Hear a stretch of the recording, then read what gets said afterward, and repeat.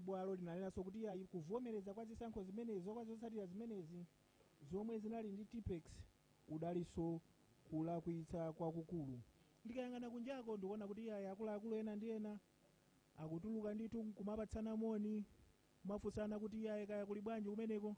Kunja kusokoneka kuti kachisisira kunena kuti olo kandima kafuna kayambe ndithu makamaka mu mzinda muno wa Lilongwe. Koma amene anenera mujajaji anena kuti nkofunika kwambiri kuti afunse achitetezo kuti tipitirize pamenepa kapena tipitirize mawa. Kukambatu za chiyembekezo cha Amalawi ambiri akufuna kuti nkhani imeneyi mwina itatha lero lomwe, kuti nkhani yakambidwa nthawi yayitali kuchokera paja pa 21 Meyi pamene Amalawi adavota kudzafika lero nthawi ndithu yapitapo. Ena kumene mwina kulephera kupanga ntchito zina ndi zina, ena kunamizira mlandu omwewu basi osapita kumunda kupanga izi ndi izi. Koma iyayi tiyeni tikhale pomwepo chifukwa chikhamulo chikhalepo ngati sichitha lero ndiye kuti chithe mawa. Naona nzanga Audrey unatalikirako pang'ono, unazungulira kuti uonane ndi anthu ndi ena mwina kapena chilipo chimene waonako nzanga Audrey. Ndikumuona kuti nayenso watangadidwa pang'ono, koma Audrey kapalamula mwina chilipo chimene ukuonako kunjapo. Chabwino mmene tinafotokozera paja kunena kuti majaji amene wayamba kuyang'anitsa mlandu umenewu makamaka pofuna kufunsa achitetezo kuti kodi mwina upitirire polingalira kuti atsala ndi maola awiri kuti zonse zifike kumapeto. Koma kunja kuno ndithu tikuona anthu akuthamangathamanga makamaka ma court officials ndi nthambo za magetsi zikuoneka kuti ayi nthambo zimenezi akufuna kumangirira malaitsi pano panja pa bwalo la milandu, chisonyezo kuti iyayi mwina agwirizana kumpandoko kuti izi zipitirire kapena iyayi. Koma timva bwino lomwe ndithu mkatikati mmenemo kuti kodi majaji amene agwirizana zotani. Koma ndikuona ndithu anyamata akuthamangathamanga ndi nthambo za magetsi kusonyeza kuti iyayi mwina pali kuthekera kuti mlandu umenewu utha kupitirira kuti zonse zimalizike pa tsiku lero. Kudziwa bwino lomwe kuti kunjaku anthu kumidzi ndithu ali m'mawayiresi kumvera wayiresi zawo akufuna kumva kuti kwenikweni chenicheni ganizo lomaliza lenileni la bwalo la milandu ndi lotani. Ndi mwina kuzikhoza kutheka kuti bwalo limene lawunikirapo kuti tifikenso mawa zitha kukhalanso zinthu zovuta chifukwa kunjaku ndithu mwina anthu malingana ndi mfundo zimene zachokera ku bwalo limene akuzimva mosiyanasiyana, koma ndi mfundo imodzi yokha imene ingawuze anthu chenicheni kuti kodi mlandu umenewu wayenda motani. Ndi zikuoneka kuti bwalo limeneli ndithu litha kupanga chiganizo chimenechi kuti yayi mwina mlandu umenewu upitirire. Mwina taonga mmene ukuzioneramo anthu akuthamangathamanga ndi nthambo za magetsi, ganizo kuti mwina mlandu umenewu upitirire litha kukhala lopambana pa tsiku ngati la lero. Kutengera kuti Amalawi adikirira kwa nthawi yayitali, mwina titha kunena kuti zitha kukhala zoyenera kuti titero.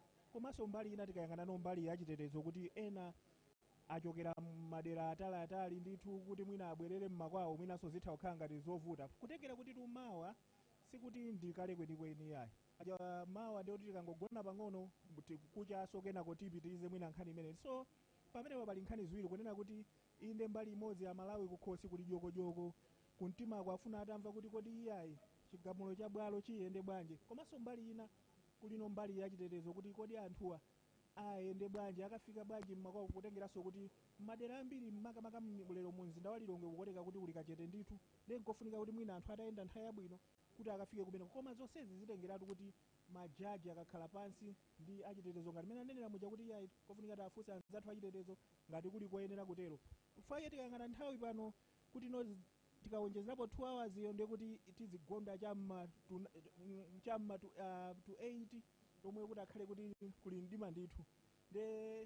Ndizofunika zinthu zimene zokuti aziunikire bwinobwino kuti aone kuti zikhale bwanji. Koma Malawi tiyeni tikhale pomwepo timvetsere makamaka wairesi komanso kanema wa times chifukwa ife tazipereka kunena kuti tikupatsireni tsatanetsatane chilichonse chimene angagwirizane nacho tikuwuzani kuti nanunso mudzimvere nokha pano. Audrey nzanga mwina uli ndi zina zowonjezera. Chabwino mwina ndikupatse mpata nzanga taonga kuti nawenso ubwerere mkati chifukwa ndaona kuti ayi anthu ndithu akubwereranso mkati kuti 10 minutes imene itsopano ikupita kumapeto. Mmene afotokozera taonga kuti ayi ndimene zikuchitikira mkatikati mwa bwalo la milandu kumene ndithu lero lino atafuna kumva zenizeni zokhudza mlandu umenewo. Ndi tione bwinobwino ndithu kodi bwalo limeneli lapereka chiganizo chotani, kodi mlandu umenewo upitirira chifukwa ndithu anthu achoka kutali kuyambira 9 o'clock kumawa kufikanso nthawi ngati zino ndithu ndi nthawi imene anthu kunjako ngakhalenso kuno komwe sadatope ndithu kumvetsera zambiri zokhudza mlandu umenewo. Chigawo chakumasana ndithu kunali makamaka analysis ya umboni umene udabwera mkatikati mwa bwalo limene afotokozera mzanga taonga kuti iyayi amawunikirapo maumboni osiyanasiyana malingananso ndi zimene okhudzidwa ngakhalenso amene ali oyankhapo pa mlandu umenewo adafotokoza mkatikati mwa bwalo limeneli. Awunikirapo makamaka nkhani ya udindo wa chief elections officer ku bungwe la meki. Pali nkhani yapa yonena kuti iyayi pali nkhani kuza delegation kupatsana udindo ochitanso mwina ntchito zina zimene wina amayenera kuchita.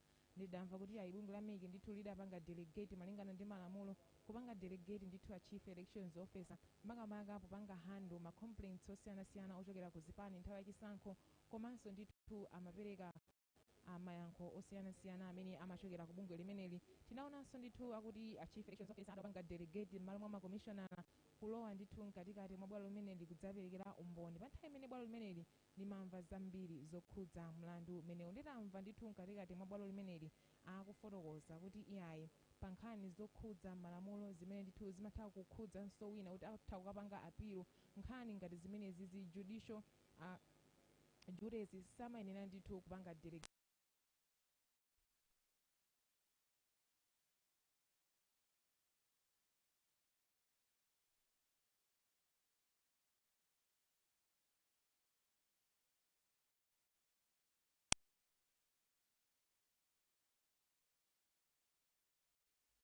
amene adabwera ku bwalo la milandu amene adawapereka ngati umboni amadziwikiratu kuti adali otadi kapena kusinthidwa ndi Tipex correction fluid ameneyu. Nde panalibenso chofunikira cha monitor wina aliyense kuti adzatsimikize izi, komanso padaperekedwa umboni onena kuti iyayi Tipex anagwiritsidwa ntchito pofuna kukonza makamaka section ina imene imayenera ndithu kupanga aggregate bwinobwino kuti iyayi zinthu zikhale balance. Anena kuti pa form 66C pali section from A to F imene ndithu imayenera kubalansa bwino. Ndiye maforms amenewa adapangira order pofuna ndithu kukonza zinthu ngati zimenezi, koma titamvanso bwalo limene likunena kuti iyayi kugwiritsa ntchito fluid imene correction fluid imene inali irregularity malingana nkunena kuti bungwe la meki lidanenetsa kuti iyayi bungwe limene ndithu layika njira zosiyanasiyana ndipo nkhani ya Tipex simabwerapo pa njira zosiyanasiyana zimenezi. Nde imeneyi ndithu idali irregularity. Komanso linamva ndithu bwalo limene lili kuchita masamu mkatikati mmenemu makamaka pa maforms amene ndithu report la DBO lidagwiritsa ntchito makamaka nkhani ya auditing kupanga verify zotsatira za chisankho zimene amalandira kuchokera ma constituency osiyanasiyana. Tamvapo kuti yayi masamu amene adachitika pamenepo mafomu okwana 3864 ndithu adawavomereza koma osawapanga verify.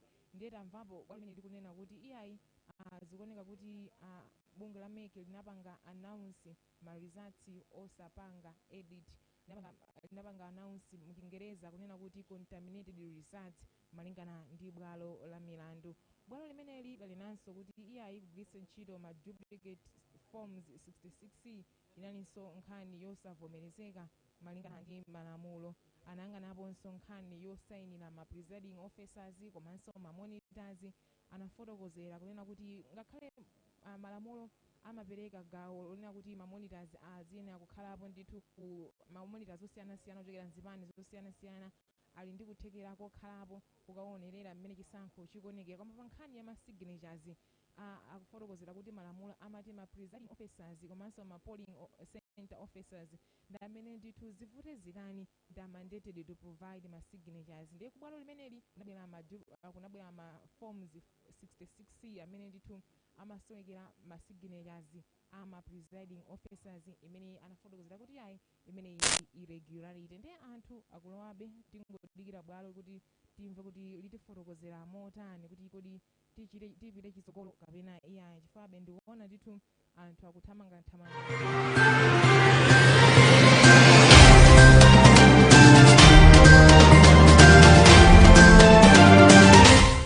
abwerapo ndithu kumawa nawonso amathawi zonse kuoneka thupi anthu akamva mutu asasowe kothawira koma ndithu akapeze mankhwala kani mapenikirazi mankhwala ena aliwonse amene angawapatse malingana ndi mmene akumverera thupi.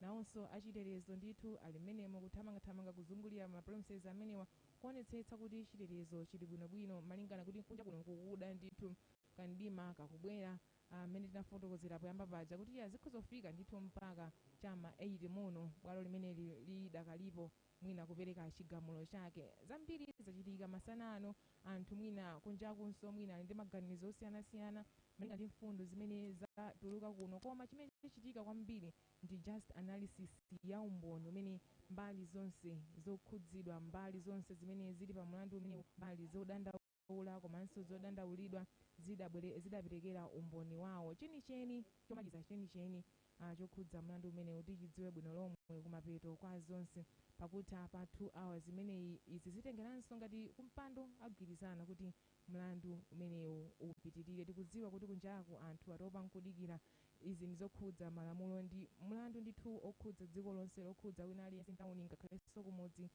zikukhudza ambiri makamaka iwo amene adalembetsa kuyambira zaka 18 mpira kutsogolo komanso anthu amene adatenga nawo mbali pa chisankho chimenechi.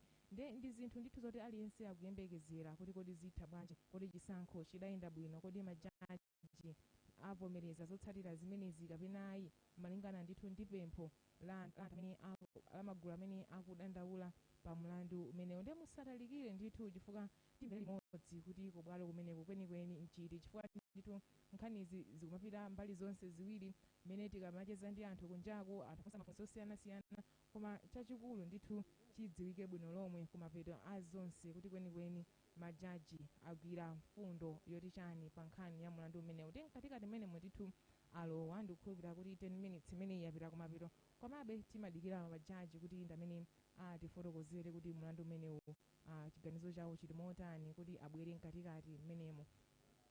Tingofotokozerana kuti lero ndi tsiku la mtengo wapatali, tsiku limene aliyense akuyembekezera, tsiku limene aliyense wakhala pansi akuliyembekezera kuyambira pa nthawi imene abwalo lidalekeza kumva zambiri zokhudza mlandu umene. Ndezioneka kuti ngati mmenemo afika timve limodzi zimene atitengera.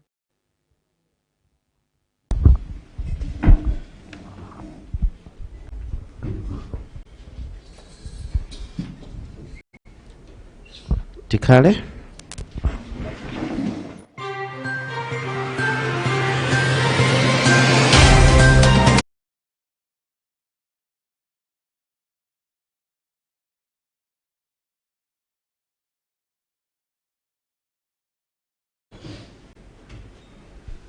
We have been cleared by the security people to proceed. Atiloleza zachitetezo kuti tipitirize.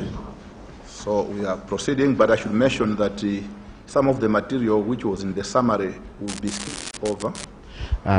Ndifotokozeso kuti zina zimene tinobafuna tiwerenge zidulidwa. They will be and can be read. They will be found and can be read in the actual judgment. Zikhalamo mu chigamulo chenicho. So I proceed from where we are talking of the meaning of majority of electorate. Atipitiria kwa ndikufotokozapo za tanthauzo la kuchuluka kwa oponya voti. This is one of the reliefs which the second petitioner prayed for in his petition. Ini fundo ina imene odandolo yachiwiri akupempha bwalo kuno. Which we are required to dispose of in terms of Section 9 of Courts Act. Imene utitane nayo kutengera Section 9 ya malamulo oyendetsa mabwalo. In that, we should make an order that the first respondent was not duly elected as President of the Republic of Malawi. Kuti tipeti bwalo lino lipereke lamulo loti odandolidwa oyamba iwo sanasankhidwe bwino lomwe ngati President wa dziko lino la Malawi. As he did not truly obtain a majority of the votes polled. Chifukwa iwo sanapeze mavoti ochuluka amene anthu adaponya voti. The relief sought directly requires us to make a decision on what constitutes a majority of votes polled. Ayiwa akupempha kuti bwalo lino lipereke chigamulo chake pokhuza ndi kuti mavoti ochuluka amene munthu wapeza. Obviously, this is a very important question as it goes to the very heart of our political system. iyi ndi funso lofunikira kwambiri chifukwa imene likukhudza kwambiri ndondomeko za zimene timayendetsera ndale Malawi kuno. But we have to mention at the outset that this issue was also decided by the Supreme Court of Appeal in 1999. tifotokozeponso kuti nkhani imeneyi inakambidwapo ikamena ibwalo Supreme Court yaikulu inapekapo It was made without considering some relevant factors. kuti maganizo oti chigamulo chatokozapo mu chigamulo chathu. Secondly, we note that the definition of majority as understood under Section 8, subsection 2 of the Constitution komanso potenga ndi tanthauzo limene la anthu ochuluka okuvotera zimene zikutsatira Section 8(2) ya malamulo akulu a dziko lino. the Supreme Court of Appeal did not consult any authoritative dictionary. bwalo limene la Supreme Court sinaonikirepo pa dictionary ina iliyonse. Whilst the court consulted the ordinary Oxford Advanced Learners Dictionary in respect of some terms, ndipo kuti pamenepo bwalo linaonikirapo ku dictionary ya Oxford pa mawu ena. this was not the case with the definition of majority. izi sizi chonchi pa liwu limene la majority kapena kuti anthu ochuluka. Black's Law Dictionary, Black's Dictionary 6th edition, 6th edition defines the term majority vote ikufotokoza kuti liwu limene la majority vote as follows. machonchi: Vote by more than half of voters for candidate kuponyeredwa mavoti ndi theka la anthu amene anaponya voti or other matter on ballot kapena zina ndi zikalata zoponyera voti when there are only two candidates. pamene pali opikisana awiri okha. He who receives the greater number of votes cast is said to have a majority. amene waponyeredwa mavoti ochuluka ndi amene amatengedwa kuti iyeyo anthu ali ndi mavoti ochuluka. When there are more than two competitors for the same office, ngati pali opikisana oposera awiri pa mpando omwewo, the person who receives the greatest number of votes has plurality.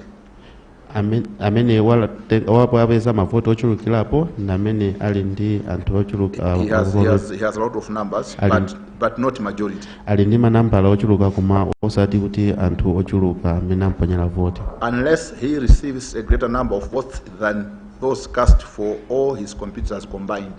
ngati mwina wake angapeze mavoti ochulukirapo aphatikiza onse anzake amene amapikisana nawo kuwaphatikiza kuti sakufikirabe mavoti amene wapeza. Black's Law Dictionary 6th edition goes on to define plurality. komanso dictionary amene ikupitiriza kufotokozapo za popularity. But I'll skip the definition because it's in the main judgment. People can look at it at their own time. komano ndikambapo za tanthauzo lake chifukwa ili mu chigamulo chathu. But what is clear from the definitions in Black's Law Dictionary on majority and plurality komanso zimene zikuoneka bwino lomwe mu Black's Law Dictionary za majority komanso popularity is that the Supreme Court of Appeal do not consider that there's a difference in legal definition of majority as opposed to plurality. komanso kuti Supreme Court sinathe kuonikirapo kuti pali kusiyana kwa mawu awiri amenewa. Had the Supreme Court of Appeal considered this, bwalo la Supreme Court inakaganizira zimenezi, we are persuaded that it would have arrived at a different conclusion. ife tikukhulupirira kuti anakatha kubwera pa chiganizo china. On that account, pa zimenezi we also find that the Supreme Court of Appeal decision tikupeza kuti chigamulo chimene anapereka abwalo la Supreme Court of Appeal was made without referring to other considerations commonly known as paying carrier. chinaperekedwa posaganizira mfundo zina zofunika. We are of the firm view that the meaning of electorate under Section 8, Subsection 2 is as clear as the Supreme Court of Appeal stated. ndi maganizo oti tanthauzo la osankhidwa pa zikuoneka bwino lomwe pa Section 8(2) as the Supreme Court stated in the Chakwamba case. mene bwalo la Supreme Court inafotokozera pa mlandu a Chakwamba. The word as used in Section 8, Subsection 2 mawu amene akugwiritsidwa ntchito pa Section 8, Subsection 2 means those electors who directly take part in the process of an election. izi zimene zikutanthauza anthu amene atengapo mbali pa ndondomeko ya chisankho.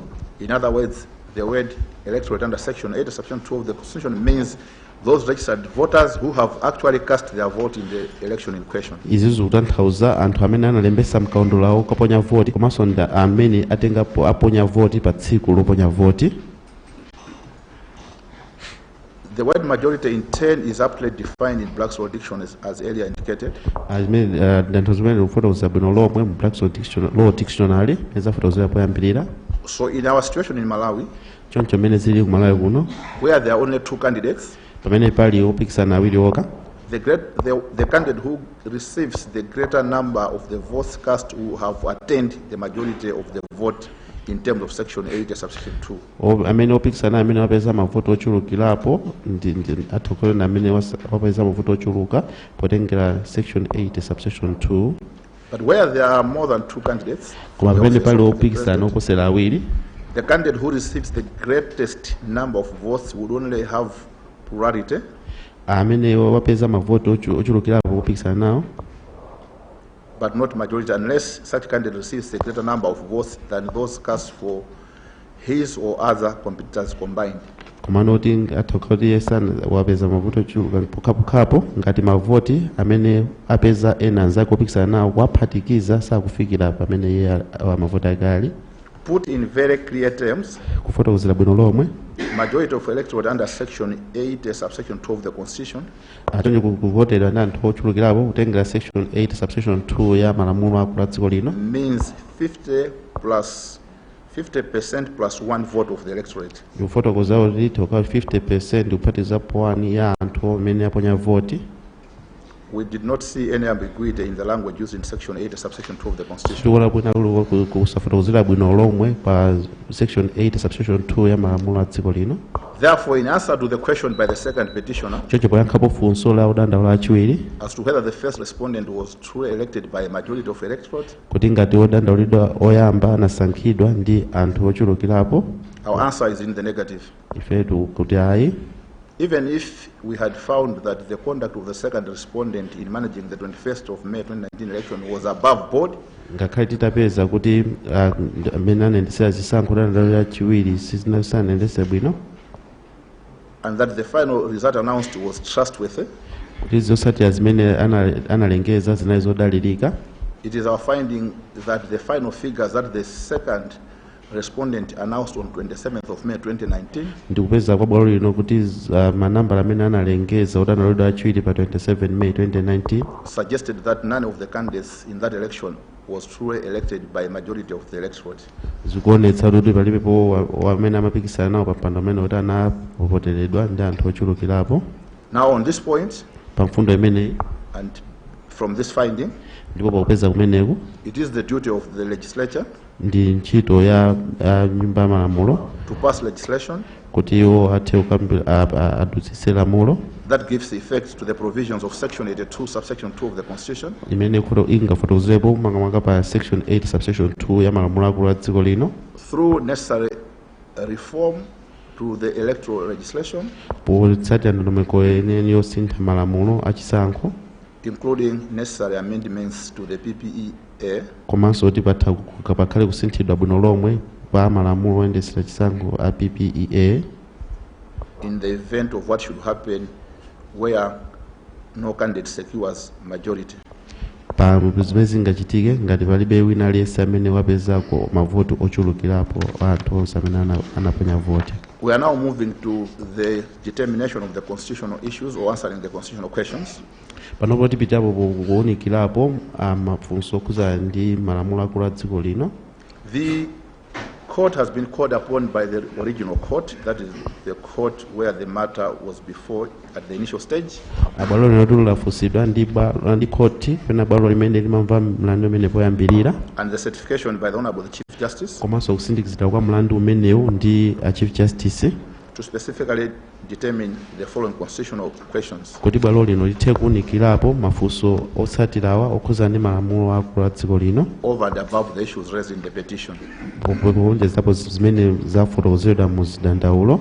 The first question funso loyambirira is whether the second respondent ndiwonekera odandaulidwa achiwiri breached its duty under section 76 of the constitution kuti iwo anaphwanya malamulo amene akufotokozedwa mu section 76 The second question is whether the second respondent funso lachiwiri ndoti nkodi odandaulidwa achiwiri breached its duty under section 77 of the constitution. kuti iwo anaphwanya ku lamulo 77 ya malamulo akulu a dziko lino. The third and last question Lachitatu komanso funso lomaliza is whether the second respondent infringed on the petitioners and citizens' political rights kuti iwo anaphinja maufulu awo odandaula komanso anzika za dziko lino pa ufulu wa kuponya voti under section 40 of the constitution. potengera section 40 ya malamulo akulu a dziko lino. Now, in regard to the answer whether the commission or the second respondent poyankhapo funso likhuza ndi odandaulidwa achiwiri breached section 76 of the constitution, kuti iwo anaphwanya section 76 ya malamulo akulu a dziko lino. we start by setting out the provisions of that section. Tifotokozapo zimene lamulo limene likufotokoza. Subsection 1 says, subsection 1 kunena chonchi the electoral commission bungwe limene lila za chisankho shall have such functions in relation to elections azakhala ndi ntchito ya kukhuzana ndi chisankho as are conferred upon it by the constitution, this constitution or by an act of parliament. Mene ikufotokozera constitution ino potengera malamulo amene nyumba ya malamulo imapanga. The section goes on in subsection 2 to provide that the duties of and functions of the electoral commission shall include kupitirizapo kuti udindo komanso ntchito za bungwe limene la chisankho kuphatikizapo. The relevant ones to this case are to determine electoral petitions and complaints. Kuonikirapo madandaulo a za chisankho. The second one, to ensure compliance with the provisions of this constitution and any act of parliament. Komanso kuonetsetsa kuti malamulo akulu a dziko lino komanso malamulo ena akutsatiridwa. And the third one is to perform other functions as may be prescribed by this constitution or an act of parliament. Komanso kugwira ntchito zina zimene zingathe kufotokozedwa ndi malamulo akulu a dziko lino komanso malamulo ena. There's a provision also which says the electoral commission shall exercise its powers, functions and duties under this section independent of any direction or interference by any authority or any person. Komanso kuti bungwe limene lizagwira ntchito yake poyima palokha posatengera maganizo a wina aliyense kapena kuwuzidwa chochita ndi wina aliyense. The critical question that we have to ask ourselves is whether the second respondent properly exercises its functions in relation to the election as conferred upon it by the constitution and the ECA and the PPA. Funso lofunika limene tingafunso tingati odandaulidwa achiwiri iwo anagwira ntchito yawo bwino lomwe potengera ndi malamulo amene akulu a dziko lino komanso malamulo a PPEA komanso ECA. It is important to highlight that in terms of the constitution, the second respondent is mandated to zitsindikizike bwino lomwe kuti potengera malamulo akulu odandaulidwa achiwiri iwo ali ndi udindo to ensure compliance with the provisions of the constitution and any act of parliament. Kuti iwo akuyenera kutsatira zimene malamulo akulu a dziko akufotokoza komanso malamulo ena. And to determine electoral petitions and complaints related to the conduct of elections. Komanso kuti akathe kuunikira bwino lomwe madandaulo kapena zidandaulo zimene zabwera zokhudzana ndi chisankho. In terms of ensuring compliance with the constitution under the constitution, pokhudzana ndi kutsatira malamulo akulu a dziko lino. The commission was supposed to ensure compliance with section 77 of the constitution. Bungwe limene la chisankho limayenera kuti lionetsetse kuti iyo latsatira zimene section 77 ikufotokoza. Which provides that imafotokoza kuti in subsection 5, pa subsection 5 no person shall exercise more than one vote in any one of the constituencies. Kuti palibepo wina amene akazaponye voti yoposera imodzi.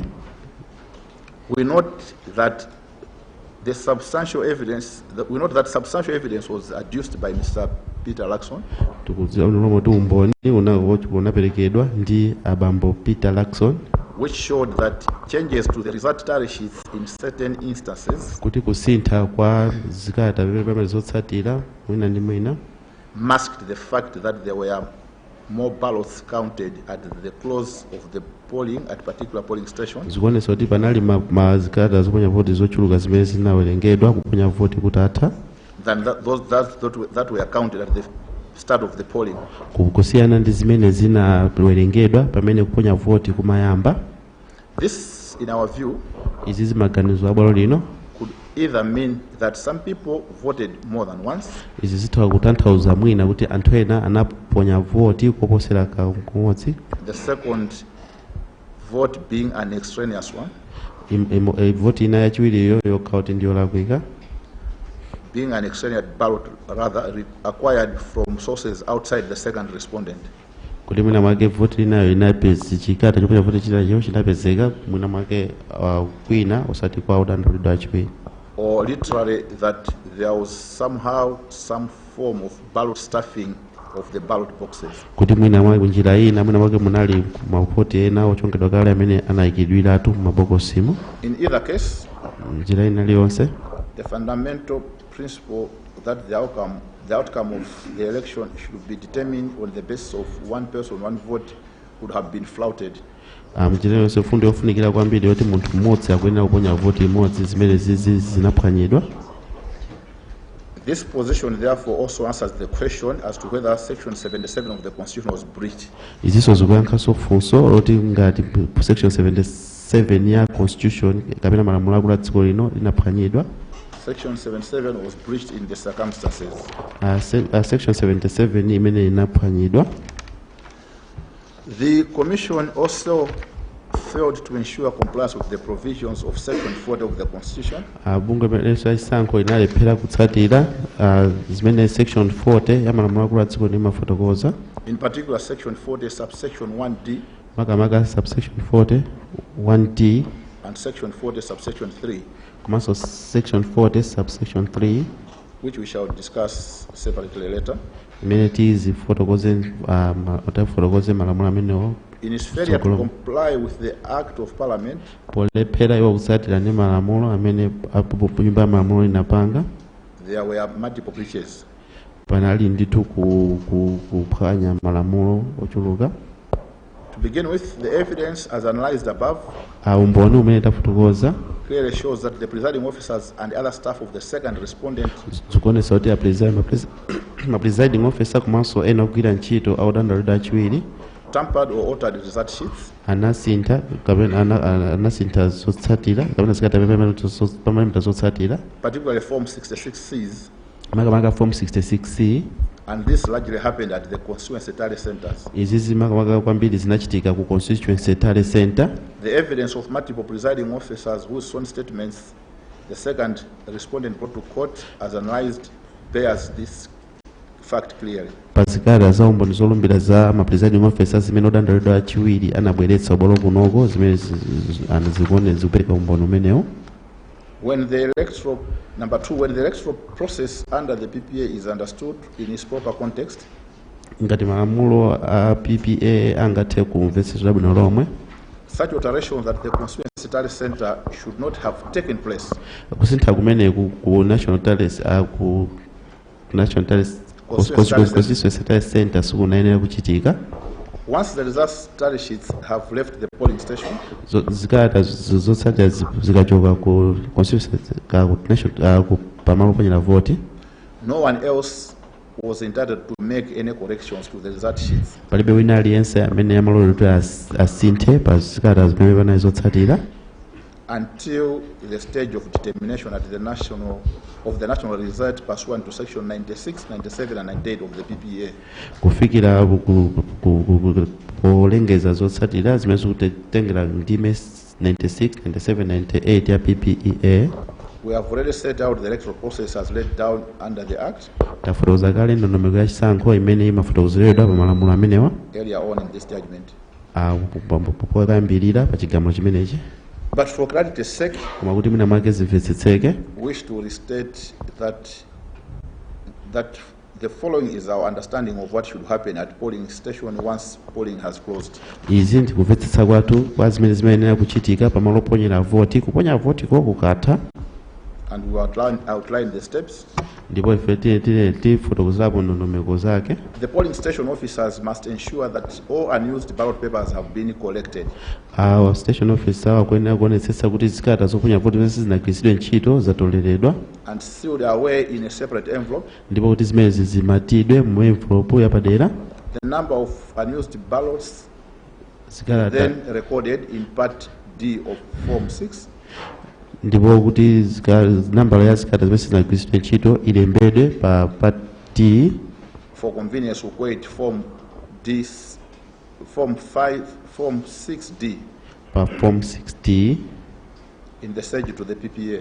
pa stage ya PPEA. According to Form 6D, pokutenga ndi form 6D, the presiding officer, together with other polling station officers, a presiding officer ndi ena oponyesa voti pamaponyera voti must then deduct the number of unused ballots from the number of ballots received as Akwen- recorded at the opening of the poll. akuyenera kuchotsera nambala ya zikata zimene zinagwiritsidwa ntchito ndi nambala imene anawerenga poyambirira kuponya kusanayambe Under Part A of Form 6, pa part A ya form 6 or in short 6A, amachidule 6A, and record the subtotal.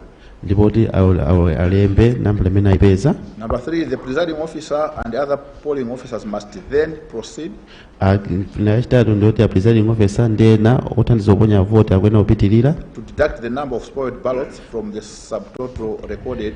kuchotsera nambala ya zikata zoponya voti zimene zawonongeka. The subtotal will also be recorded Zimene zinso zikuyeneranso nambala ikuyenera kulembedwa until this stage the ballot box has not yet been opened. pa nthawi imene ndiyoti ballot box isanasegulidwe.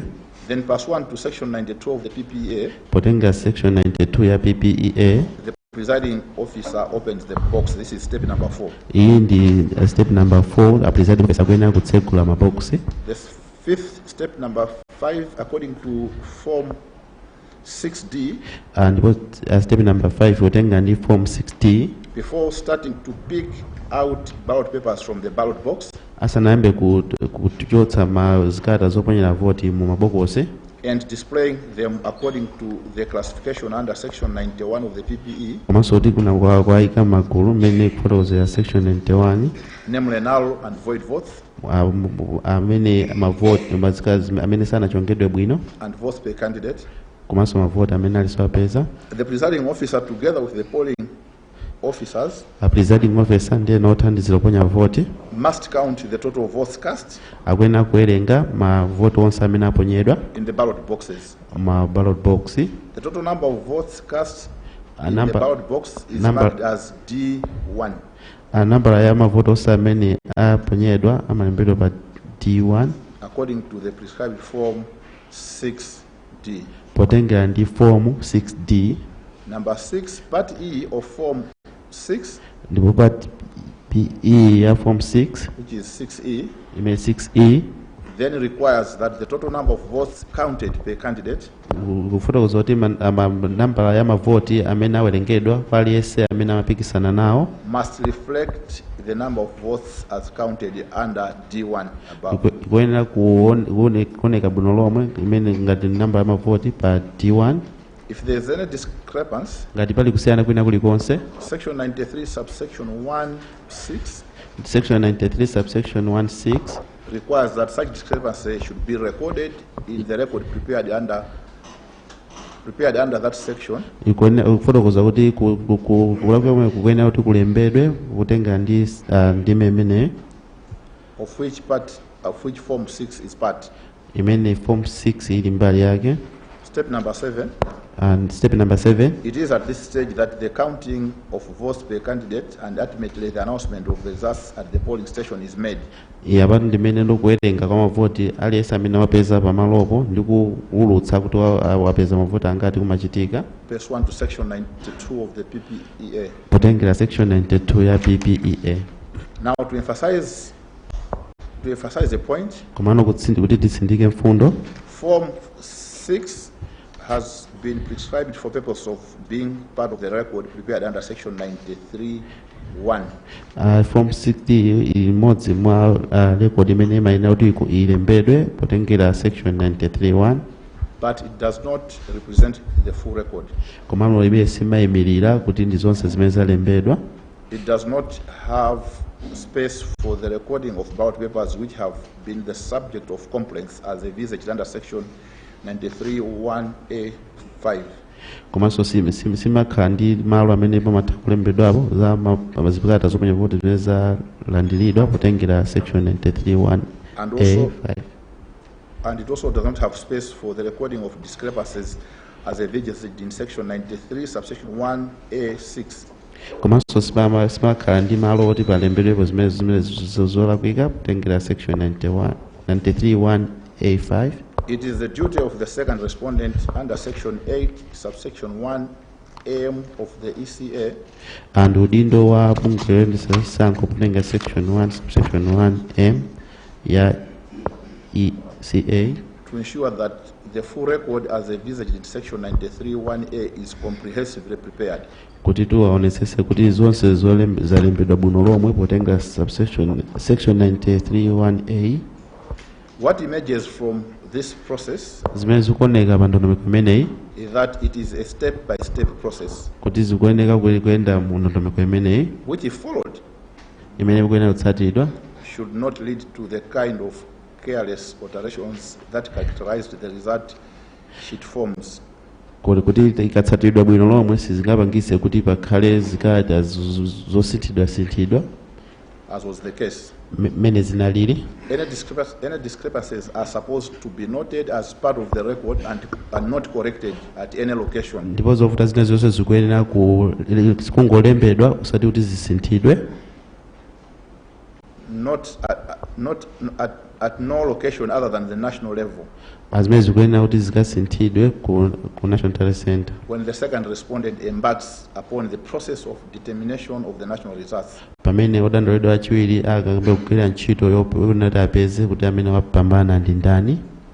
The reason behind this important arrangement chifukwa chake cha ndondomeko imene yofunikira is evident. Zimboni. It lessens the number of persons who should be allowed to tamper with original documents. Imene imachepetsa nambala ya anthu amene akuyenera kuti azisintha zikalata za original. And lifts this to the highest level of scrutiny at national level. Izi zimapangisa kuti zikalata zimene zikathe kuwunikiridwa kwakukulu ku National Talent Center. It is a process that was designed to enhance the integrity of the electoral process. Ayitu ndi ndondomeko imene inakhazikitsidwa yoonetsetsa kuti zisankho zayenda bwino. Regrettably, as it happened in the instant case, koma zimene zinachitika mopesisoni pa mlandu umene uli bwalo muno, the result sheet form 66Cs were pervasively altered. zikalata zimene pamene zotsatira imene form 66C zinali zosinthidwa under cloudy circumstances, zimene zinasinthidwa munjira yosayenera, where the majority of the polling station officers and political party representatives would not be available to witness the changes. Umene oyimirira zipani sanalipo kuti athe kuonerera kusintha kwa zikalata zimenezi. What resulted out of the process cannot be trusted at all. Zimene zinatsatira pa ndondomeko imeneyi sizingathe kukhulupiridwa. There's just no basis, whether factual or legal, for the electoral management body to be satisfied to trust such ordered results. Choncho palibepo mfundo ina yonse bwina ngakhale pa malamulo kuti bungwe limene limayendetsa chisankho lithe kukhulupirira zotsatira zimenezi.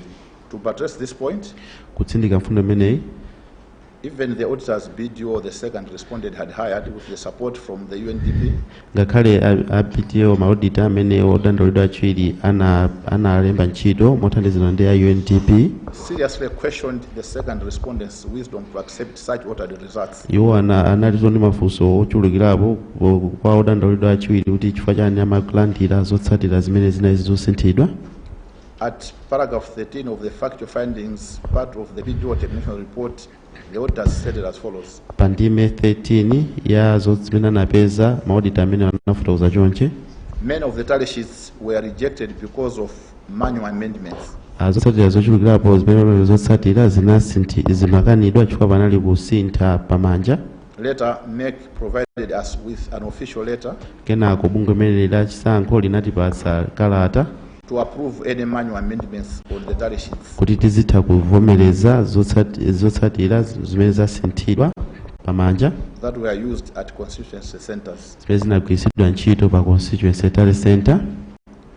The BDO termination report makes it clear that even according to the auditors, kufotokoza bwino lomwe kuti ngakhale mauditawo, the fact that the vote tabulation and tallying exercise was replete with manual alterations, kuti ngakhale kuwerengesera zotsatira zimenezi zinatsatiridwa ndi kusintha kwa zotsatirazo pamanja effected using either TPEX pogwiritsa ntchito TPEX or crossing out by a pen and replacing figures was deeply problematic to the integrity of the process. kungapenanso kukhwacha ndi bopeni zimene zizi zinapangisa kuti chisankho zimene chisakhale choyenda bwino. During his cross-examination, pa nthawi imene amafunsidwa mafunso on figures that represented the alterations, pana manambala amene amayimirira kusintha kumene kunachitika. figures were presented to Mr. Mukondia by Counsel Soko for the first petition. manambala ora anaperekedwa ndi aloya Soko kwa Mukondia. It was put to Mr. Mukondia's his own evidence. Mr. Mukondia's evidence was showed to him, umboni wawo wa Mukondia unaonetsedwa, and he admitted that a substantial number of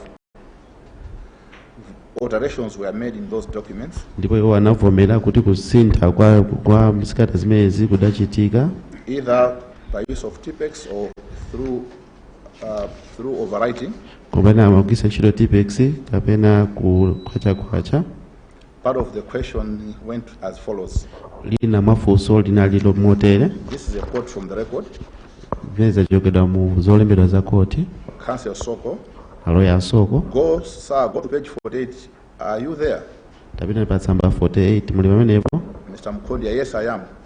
Mukondia anafotokoza inde. Justice Kamanga, so this is page 48 of the cross-examination bundle. iyi ndi tsamba 48 ya cross-examination bundle. Counsel Soko, yes, my lady. ndipo Soko anafotokoza kuti inde.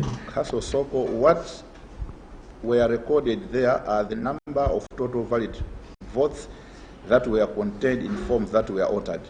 Izi ndi mavoto ovomerezeka amene anapezeka pa zikata zolemba zotsatira zimene zinasinthidwa. He was asked about the number, and Mr. Mukondia answered as follows. ndipo anafunsidwa zokhudzana ndi manambala ndipo bambo Mukondia anayankha chonchi. My lord and my lady, Kumpando. my lady and my lords, it is 1,330,000. kumpando ndi 1,330,000. 330,000. 486 votes. 486 votes. Counsel Soko then went on to ask, that is my number, do you have a different one? ndipo aloya Soko anapitirira kuti imeneyo ndi nambala yanga, inu muli ndi nambala ina. And Mr. Mukondia said, no, my lords, no, my lady and my lords. ndipo bambo Mukondia ananena kuti ayi kumpando. Then Counsel Soko said this. ndipo aloya Soko ananena izi. Let's go to forms that were not signed by an officer of Malawi Electoral Commission. Can you go to page 74, sir? tione pa zikata zimene sizinasainidwe ndi wina aliyense ogwira ntchito kubunge limene azisankho. tipite kwa tsamba 74. Justice Kamanga then asked, the record will capture that is 74 of what? kuti Kamanga anafunsa kuti 74 imeneyi ndi yapatipo. And Counsel Soko said, my lady of the first petitioner's cross-examination bundle. iwo anayankha Soko kuti imeneyi kupezeka mu mpukutu wa zikalata zofunsapo mafunso za udandaula oyamba. And then Mr. Mukondia said, my lady, my lords, I'm there. ndipo bambo Mukondia anafotokoza kuti kumpando ndili pamenepo. And then Counsel Soko again asked this question. ndipo kena aloya Soko anafunsa funso ili. Can you tell the court what the figure says, the total of valid votes that were contained in forms that were not signed for by anyone who works for Malawi Electoral Commission? mufotokoza kuti ndi manambala amavoto otchuka bwanji amene anatsirizidwa ndi kuti palibe wina aliyense ogwira ntchito kubungwe la zachisankho amene anasayinira. And the answer from Mr. Mukondia was as follows. yankho la bambo Mukondia linali motere. 1,120,000. 1,000,000. anali 120,000. 120,104. 104. And then Counsel Soko went on to say, Mr. Mukondia, that is my number. Can I have yours? ndipo aloya Soko anapitirira kufotokoza kuti bambo Mukondia imene ndi nambala yanga, inu muli ndi nambala ina? And Mr. Mukondia said, no, I don't have. ndipo bambo Mukondia ananena kuti ayi ndilibe.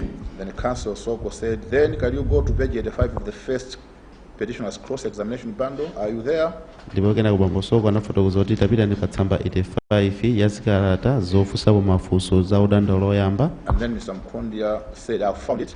ndipo bambo Mukondia ananena kuti ndalipeza. Counsel Soko then now asked the following. ndipo aloya Soko anafunsa mafunso otsatirawo. Now those are my figures for TPEX results sheet. imene nambala yanga ikhudzana ndi zotsatira zimene zinali ndi TPEX. Can you read the total number of the number for total valid votes cast contained in those forms. Muwerenge nambala ya mavoti ovomerezeka amene akuoneka pa mafomu amenewa. And Mr. Mukondia said this. Bambo Mukondia ananena chonchi. My lady, my lord. Kumpando. It is 524,340. And then the council said, Mr. Mukondia, do you have any alternative figure? Ndipo Bambo Soko anafotokoza kuti muli ndi manambala ena osiyana. He said he did not have. Iwo anafotokoza kuti alibe. Now, it must be stated that the information upon which Council Soko was cross-examining Mr. Mukondia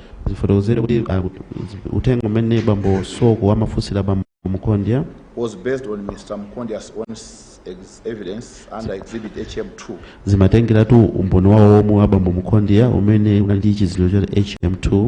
Which contained copies of all Form 66Cs from the 5,002 polling stations. Imene inali ndi umboni wa zikalata zimene zotsatira kuchokera m'malo onse omene amaponyera voti okwanira 5,002 that were used during the elections. Zimene zinagwiritsidwa ntchito nthawi ya chisankho.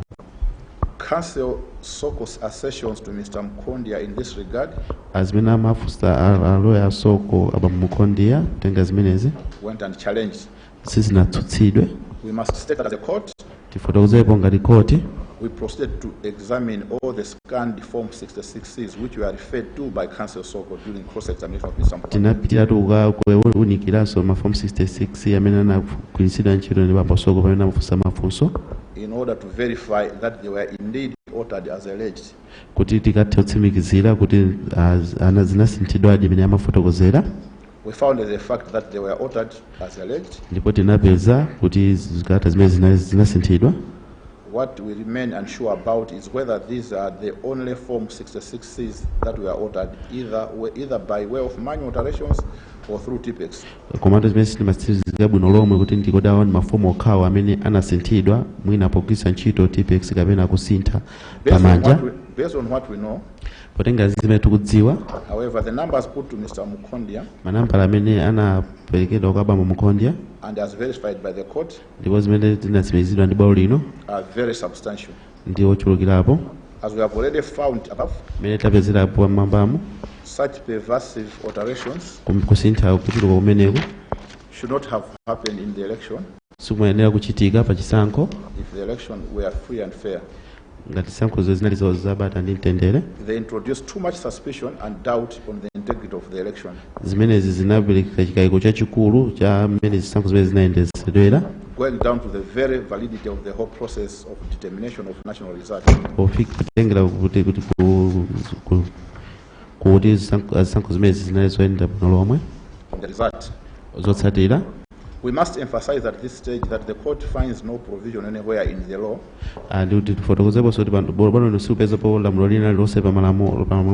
which establishes constituency tally centers. Section 96 of the PPA does not state anywhere that the second respondent will determine the national result based on records from constituency tally centers. Section 96 ya PPA sikufotokozapo kuti odandaulidwa achiwiri iwo azatengera zotsatira zimene zizachokera pa constituency tally center. The second respondent is required by law in the determination of national result at the national tally center. Odandaulidwa achiwiriwo pa malamulo iwo apololedwa kuti iwo apeze amene opambana pa zisankho za dziko lonse. To look at the full result from the polling stations iwo akuyenera kuyang'ana zotsatira zonse bwino lomwe zimene zachokera pa malo oponyera voti and district centers. Komanso ndi ma center amene amakhala pa boma. The constituency tally center is unknown to the law. Constituency tally center sikudziwika pa malamulo. The court of course was told by both respondents as well as the petitioners koma bwalo lino linauzidwa ndi odandaulidwa that the stakeholders had agreed to create the constituency tally center. Kuti mbali zonse zokhuzidwa ndi chisankho zinagwirizana kuti iwo pakhale constituency tally center as a necessary step ngati mfundo yofunikira to reduce or mitigate some problems that arose in the 2014 general elections. Kuti mwina mwake achepetse mavuto amene anabwera pa zisankho zimene zinachitika mchaka cha 2014. We would hasten to say that if the second respondent and the stakeholders thought that this was that it was necessary to introduce this constituency study center tipere kufotokoza kuti ngati odandaulidwa achiliwo anaona kuti nchoyenera kuti pakhale constituency study center in the dissemination of the election results, kuti iwo athe kupeza amene wapambana pa zisankho. they should have approached or moved the legislature to amend the law and provide for that step, that is the constituency study center. Iwo anakathatu kufikira aphungu a nyumba ya malamulo kuti athe kusintha malamulo amenewo. What happened was a major introduction in the electoral process of a step which cannot be introduced under subsidiary legislation or just by stakeholder resolution. Koma zimene zinapangidwa zinabweresedwa ndi zinthu zoti pa malamulo sizimayenera kuti zibweresedwe kapena kungogwirizana anthu kuti zitsatiridwe. The second respondent was the body that was under a constitutional duty under section 76 subsection 2 of the constitution to ensure compliance with the provisions of the PPA. Bungu limene la zisankho tuli limayenera kuti ligwire ntchito yake potengera section 76(2) ya PPA. The unlawful introduction of the constituency study center was such a flagrant and blatant breach of the second respondent's duty under section 76 subsection 2 of the constitution. Choncho kubweretsa kwa constituency study center kunali kuphwanya kwakukulu kwa malamulo imene li section 76(2) ya malamulo a dziko lino. It was also ultra-vires act. It was also an ultra-vires act and unconstitutional usurpation of the powers of the legislature. Choncho zimene iwoto anaphwanya lamulo lino komanso mphamvu imene a nyumba ya malamulo anapatsidwa. What is worse is that the pervasive irregular alterations that were made to the result sheets were done at these unlawful constituency study centers. Azimenezo chikukulisa kwambiri zimene zinzoti kusintha kwakulu kumene kunachitika pa zotsatira zimene izizi zimachitika pa constituency study center imene inali yosayenera. We cannot help but find that any changes that were effected at these study centers, constituency study centers, were in nullity. Choncho topeza kuti zimene zonse zimene zinasinthidwa pa constituency study center zimene papa zitozitenga kuti panalibepo. Again, as earlier observed, kukonjezera pamene taonera poyambira throughout the electoral process, potengera ndondomeko ya zisankho, it is evident that the second respondent assured all stakeholders zili mumboni kuti odandaulidwa achiwiri anatsimikizira onse otengapo mbali pa chisankho and the nation that results would be verified by auditors at the constituency study centers. kuti zotsatira zizi zikatha kutsimikizidwa ndi maodita pa constituency study center, District centers, pa district center and national study center. komanso ku national study center. The formula indicated that before commissioners can approve the results, the same would have to be approved by auditors first. Iwo anafotokozapo kuti makomishona asanatsimikizire zotsatira zimene zikuyenera kutsimikizidwa poyambirira ndi maodita. During the hearing of the second respondent's case, pa nthawi imene timamva mbali umboni wa odandaula achiwiri, that contrary to Mr. Daud Suleiman's testimony on behalf of the second respondent, kuliponso zosemphana ndi umboni wa Bambo Daud Suleiman pamene amaperekera umboni kwa odandaulira achiwiri, that the results ought to have been approved by the commissioners, kuti zotsatira zimene kuti zitsimikizidwe ndi makomishona mu RMS. Commissioners approved all the results manually. Makomishona wawo anatsimikiza zotsatira zimene zili pamanja. It was also the second respondent's case that the auditors verified these results manually before commissioners also approved them manually. Ndipo zimene zimboni kuti maodita anatsimikiza zotsatira zimene pamanja ama commissioner asanatsimikizire zotsatira zimene ziso pamanja. In this regard, zimenezi the BDO termination report is also telling. BDO report ikufotokoza bwino lomwe. At page 2 of the report, in the executive summary, the auditor stated that patsamba 2 ya report imene maodita anafotokoza chonje. A summary of the audit findings from all the forms presented to BDO at the National Trade Center is presented in the table below. Machidule ndondomeko ya zikata zimene abungwe la chisankho anapereka kwa BDO zilipo mu table lotsatirali.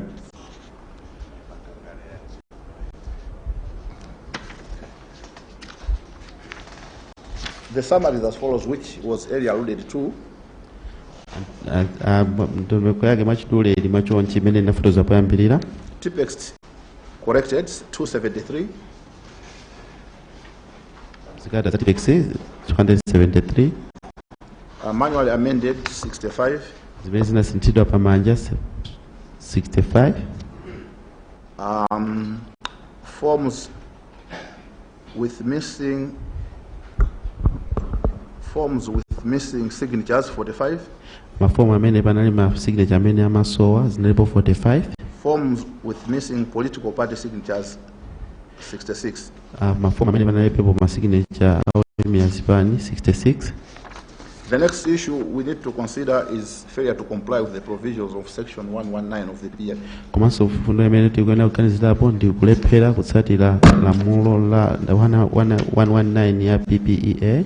Evidence was laid before the court umboni unaperekedwa kubwalo which demonstrated that the second respondent failed in his duty to comply with the provisions of section 119 of the PPA. kutitu odandaulidwa achiwiri iwo analephera kutsatira malamulo 119 ya PPEA. The duty under that section is that the second respondent was under a duty to deposit all documents forming the official record of the elections with the clerk of parliament for preservation. Udindo umene anali nawo odandaulidwa achiwiri ndoti zonse zikalata zimene zagwiritsidwa ntchito poponya voti zimenezi azitolere ndipo akazisungitse kwa mlembi wa nyumba ya malamulo. This was acknowledged in the Namasasu case earlier alluded to. Zimenezizo zinafotokozedwa mu mlandu wa Namasasu umene nafotokoza poyambirira. In the present case, pa mlandu umene uli bwalo muno, there were blatant failures by the second respondent to demonstrate compliance with this provision. palitu kufotokoza bwino lomwe kwa mbali odandaulidwa achiwiri osatsatira lamulo limeneli. For example, it is on record that the second respondent failed to account for the vast majority of record logbooks. Mumboni kuti odandaulidwa achiwiri analephera kufotokoza bwino lomwe zokhuza ndi ma record logbook ochuluka, which were the primary record of the entire polling process. imene inali record yoyambirira kapena imene malembedwa zoyambirira pa ndondomeko ya chisankho. During the disclosure period, pa nthawi imene lamulo tizikata zikathe kuonedwa, most of the logbooks were not found. ambiri mwa ma record book sadapezeke. Actually, the chief elections officer wrote makamaka chief election officer analemba an otherwise irregular letter to the court analemba kalata imene inali yolakwika kubwalo stating this fact. kufotokozera kufundo imeneyi. Mr. Dickerson Makwete, the second respondent's warehouse manager, bambo Makwete amene anali mkulu woyang'anira warehouse ya odandaulidwa achiwiri, after initially informing the court in his own statement that all polling materials had been deposited with the clerk of parliament, atafotokozera bwalo lino kuti muzikata chawo cha umboni cholumbira kuti zipangizo zonse zopenyera voti zaperekedwa kwa mlembi wa nyumba ya malamulo, later dramatically turned around and made another sworn statement stating that in fact not all documents as alleged in his earlier sworn statement had been placed with the clerk of parliament. kenako yowo andazintha kuti sizikata zonse zimene zokhuza ndi chisankho zimene zinaperekedwa kwa mlembi wa nyumba ya malamulo. The court in fact formed the opinion that Mr. Makwete perjured himself in this regard. ndipo kuti bwalo lino linemaganizo kuti bambo Makwete iwo anapala mlandu onama kubwalo, and the matter was referred to the Director of Public Prosecutions, the DPP, ndipo nkhani imeneyi inapitisidwa kwa Director of Public Prosecutions ya DPP to consider prosecution. kuti aganizirepo kuwazenga mlandu. We take note that the office of the DPP has officially informed the court office ya DPP ilaliuza bwalo lino that she formed the view that Mr. Makwete's conduct revealed prima facie case of perjury. kuti tu chimene anachita bambo Makwetewo anapalamula mlandu opereka umboni atalumbira, and that she has directed his prosecution. ndipo kuti DPO alamula kuti iwo wazengedwe mlandu. We state this to demonstrate to which extent the second respondent failed in his duty to ensure compliance with section 119 of the PPA. Tukufotokoza zonse kuti bwalo lino lithe kuonetsa kusatsatira kapena kuphwanya lamulo 119 ya PPEA. It also came to the attention of the court zinazikanso ndi bwalo lino through the second sworn statement of Mr. Makwete kutsatira chikata cha umboni cholumbira cha bambo Makwete that there had been some clandestine movement of result sheets and logbooks kuti panali kusuntha kwa zikata ma logbook komanso zikata zopenyera voti from the warehouse of the second respondent's headquarters in Blantyre ku warehouse ya odandaulidwa achiwiri kumene kuli likulu ku Blantyre at the request of the second respondent's IT department. po pempho limene odandaulidwa achiwiri anthambi yokhuza ndi makompyuta anapempha.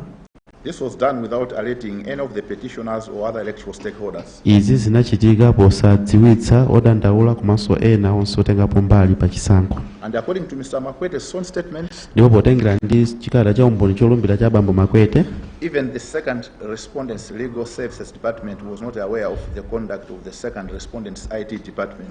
ngakhalenso nthambi ya zamalamulo la udandalidwa achiwiri simadziwapo za chitidwe imene anachita anthambi yokhuzana ndi za ICT. This we find was a clear indication that these materials were not handled in compliance with the provisions of section 119. izizi tikuona bwana likupeza kuti mese zinachitidwe kutsatira zimene lamulo 119 ya PPEA mafotokoza. More so in view of the lack of accountability and respect thereof. Komanso kuti kulephera kufotokoza kuti zimene zinachitika bwanji. And that they are not dealt with under conditions of absolute security. Kuti zimene zinachitika kusati kuti panali chitetezo chokwanira. The fact that to date the second respondent has failed to account for all the materials. Potenga kuti kufika lero odandalidwa achiwiri alephera kuti athe kufotokoza bwino lomwe za zikata zonse zoponyera voti. Including logbooks. Kuphatikizapo ma logbook. And failing so in a very substantial way. Komanso kulephera kuti kufotokoza choncho. It clearly illustrates failure to discharge its functions of ensuring compliance with section 119 of the PPE. Zikuonetsa kuti iwo analephera kutsatira zimene lamulo 119 ya PPEC mafotokoza. As the Supreme Court of Appeal stated in the Namasasu case, mene Supreme Court inafotokozera mu mlandu wa Namasasu, preservation of electoral materials is essential kusunga zikata za kuponyera voti ndi kofunikira kwambiri to demonstrate credibility of electoral process. To demonstrate the credibility of the electoral process. zimezi zimatha kuonetsa kuti chisankho chinayenda bwino. More so in cases where there is an electoral challenge as in the present matter. Makamakaso ngati pali kutsutsa makamaka pa zotsatira mene zilili pa mlandu umene uli m'bwalo muno. The court has also noted that section 881 of the PPA. Komanso bwalo linaonapo kuti section 881 ya PPEA defines a null and void vote. Imafotokozapo za mavoti amene sanachongedwe bwino ndipo sakuonesa werengedwa. As a vote cast, but where the ballot paper has been torn into two or more parts. Kuti ndi chikata choponya voti chimene chaponyedwa koma chikata chang'ambidwa magawo awiri kapena ochulukira oposera pamenepo. Or has been classified as such upon adjournment of voting under section 83 subsection 2C. Kapena mwana makela fotokozera kutsatira section 82 2C. However, as earlier found, akumabe mene ndafotokoza tapezera poyambirira. The second respondent has also classified null and void votes in polling station procedure manual. Iwonso odandalidwa achiwiri afotokozerapo pa voti imene yosaloledwa voters procedure manual in a wider fashion than that specified in section 881. Munjira ochulukirapo imene yoposerapo imene ifotokozera pa section 821, which is a contravention of that section. imene kuli kuphwanya kwa lamulo limeneli. The widening classification has no statutory or legal basis. Kufotokozera kumene palibepo kutsamira kwa malamulo kwina kulikonse. The court then found that section 91 of the PPEA classifies votes cast at a polling station into null and void votes. Lukupeza kuti section 91 ya PPA ndi imafotokoza kuti voti imene ili yochongedwa molakwika nditi, as well as votes for each candidate. Komanso mavoti aliyesa kupikisana wapeza. For members of parliament and for election to the office of president. Komanso amene akupikisana mpando wa president. In contravention of this provision, posasatira malamulo amenewa, the second respondent introduced what it called valid votes cast. Udandalidwa achiwiri iwo anabweretsa imene akufotokoza kuti mavoti ovomerezeka amene aponyedwa. In part E of form 66C. Pa part E ya form 66C. The PPE terms these as votes for candidates. PPE imafotokoza kuti imene ni mavoti amene opikisana nayo wapeza. The court also observed that in further contravention of section 91 of the PPEA, komanso bwalo likupeza kuti popitira kuphwanya section 91 ya PPEA, the second respondent classified null and void votes as null and void ballots. Udandalidwa achiwiri anafotokozeratu mavoti amenewo amene anachongedwa molakwika ngati zikata zoponyera voti. In part D of form 66C. Part D ya form 66C. The PPE did not provide for null and void ballots. PPE simafotokozerapo za zikata zoponyera voti zimene zili zolakwika. The illegal classification of null and void votes as null and void ballots by the second respondent is misleading. Pofotokozerapo pa zikata zomwe zachongedwa molakwika mmene wafotokozera kuti ngati zikata zoponyera voti ndi kulakwitsa. It gives the wrong impression that these null and void ballots are irrelevant for the determination of candidate votes. Izi zikupereka chithunzi cholakwika kuti mavoti amenewo sangathe kugwiritsidwa ntchito popeza kuti amene wapambana ndani. Yet null and void votes are so important to the extent that they must be examined by the second respondent at the beginning of the determination of the national results. Komando kuti mavoti amenewo ndofunikira kwambiri kuti odandaula achiwiriwo akuyenera kuti awunikire asanayambe kuti apeze kuti wapambana ndi ndani pa chisankho. As per section 97. Potengera section 97. According to the Gazette of 9th of August 2019, potengera ndi kusindikiza kwa mu gazeti ya pa 9th August 2019, after summing up all the null and void votes, ataonkhetsera mavoti onse amene sanawerengedwe amene analonongeka, this court found that there were about 75,000 null and void votes in the country. Balonero kupeza kuti anali mavoti oposera 75,000 dziko lonse la Malawi. The wrong classification of null and void votes kufotokozera molakwika kwa mavoti amenewa and the alterations thereof komanso kusintha kumene kunachitika clearly affected the candidate votes, contrary to the case incessantly put across by the second respondent during the hearing of the matter. Izi zitanthauza zoti zinasokoneza mavoti ovomerezeka amene alinso opikisana nawo anapeza motsutsana ndi zimene odandaulidwa achiwiri amafotokoza pa nthawi imene mlandu umene umamvedwa. That null and void ballots in Part D of Form 66C are not used in the determination of candidate votes. Kuti mabazikata zoponya voti zolakwika pa Part D ya Form 66C sizimagwiritsidwa ntchito kuti apeze amene wapambana pa chisankho ndani. Moving on, this court has also found that kupitirira bwalonso lapeza on the evidence the second respondent also contravened the PPA. Kutiso kutengera umboni odandaulidwa achiwiri anaphanyanso malamulo a PPEA. That it failed to have important occurrences at the polling stations recorded in logbooks as required under section 93. Kuti iwo analephera kuti athe kulemba bwino lomwe zimene zimachitika pamalo oponyera voti kutengera section 93. The court further found on the evidence balolo linonso lapeza kutengera umboni that the second respondent contravened the PPA in that it dispatched records of the election from the polling stations. Kuti iwo odandaulidwa achiwiri iwo anatumiza zotsati maleko logbook kuchokera pamalo oponyera voti to the illegal constituency centers. Kupita ku constituency center imene inali yosavomerezeka pa malamulo instead of delivering those records to the district commissioner's office. Malo moti zikata zimene zinaperekedwa kwa bwana mkubwa kwa ofisi yawo kapena kwa TC under section 94. Zimene zikuyenera kuti zinayenera kuchitika potengera section 94. The district commissioner got to dispatch those to the national tally center. District commissioner kapena bwana mkubwa amene kuti atumize zimenezi kupita ku national tally center. The court further found on the evidence that the second respondent contravened PPEA. Balolo linonso likupeza kuti odandaulidwa achiwiri iwo anaphwanya malamulo a PPEA. That it proceeded to determine the national result. Kuti anapitirira kuulutsa amene wapambana. Without all the records from polling station and districts that were dispatched to the chief elections officer from the district commissioner's office. Posatengera malekodi onse amene anatumizidwa kuchokera maboma onse as required by section 95 and 96. Mene zimenera kutsatiridwa kutengera section 95 komanso section 96. These records are specified under section 94. Zimene malekodi amenewo akufotokozera bwino lomwe pa section 94. To be a record prepared under section 93 of PPEA. Kuti ndi record imene kuti ikonzedwe zimene kulembedwe kuchokera kutsatira section 93 ya PPEA. These are essentially record logbooks. Amene amakhala ma record logbook. The legislature in its wisdom required these records to be available to the second respondent at the time it begins determination of the results. Nyumba malamulo to imene munzeru zake inaonesesa kuti inaganiza kuti maleko logbook amene akuyenera kuti akhalepo pa nthawi imene odandaulidwa achiwiri akufuna kuti apeza wapambana ndani.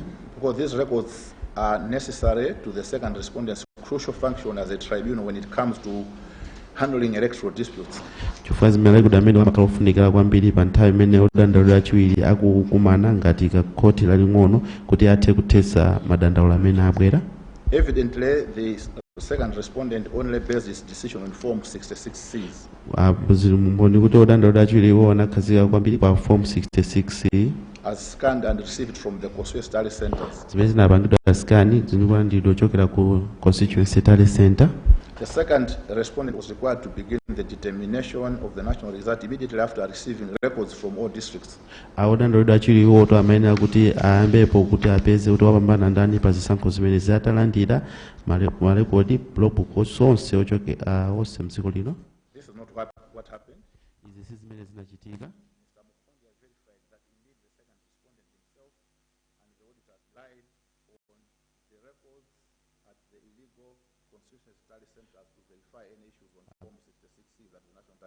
Abambo Mukondia nosodeta anafoloweza kuti iwo amadalira kwambiri zotsatira zimene zimachokera ku constituency tally center imene inali yosayinira pa malamulo apeze amene wapambana pa zisankho za dziko lino. And not the records that were required to be dispatched from the district commission to the district commissioners from the chief. Zikata zimene zitumizidwe kubwa kana TC kupita center. The court found that there was no evidence that the political party representatives observed the determination at the national result of the national result.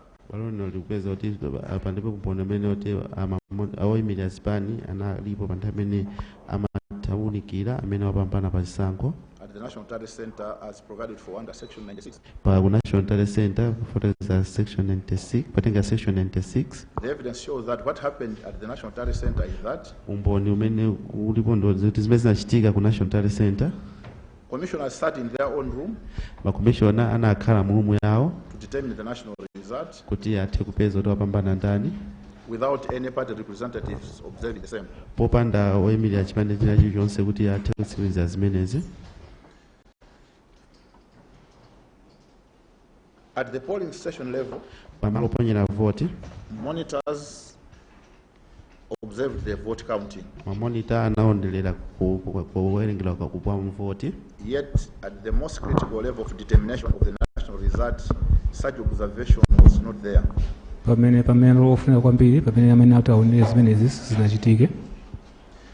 This court then found that the second respondent did not examine now and void votes at the beginning of the determination.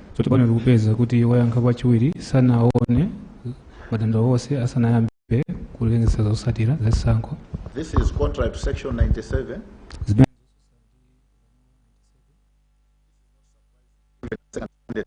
Received from all districts for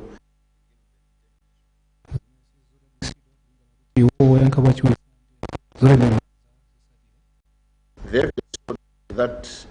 evidence showed and this court found that the second respondent failed to gazette the national result within 48 hours from the conclusion of the determination.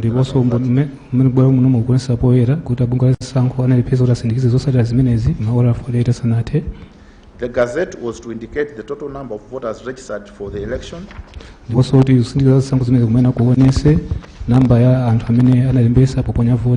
Total number of voters who voted. The total number of now and void votes.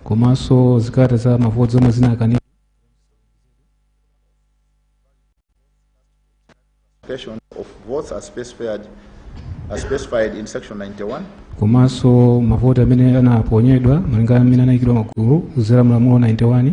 This is provided for in Section 99.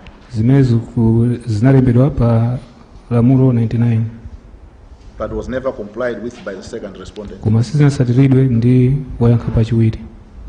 Yes. And it detracts from the transparency requirements.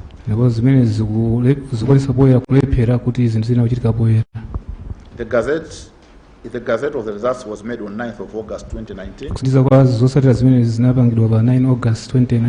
Some months after the determination.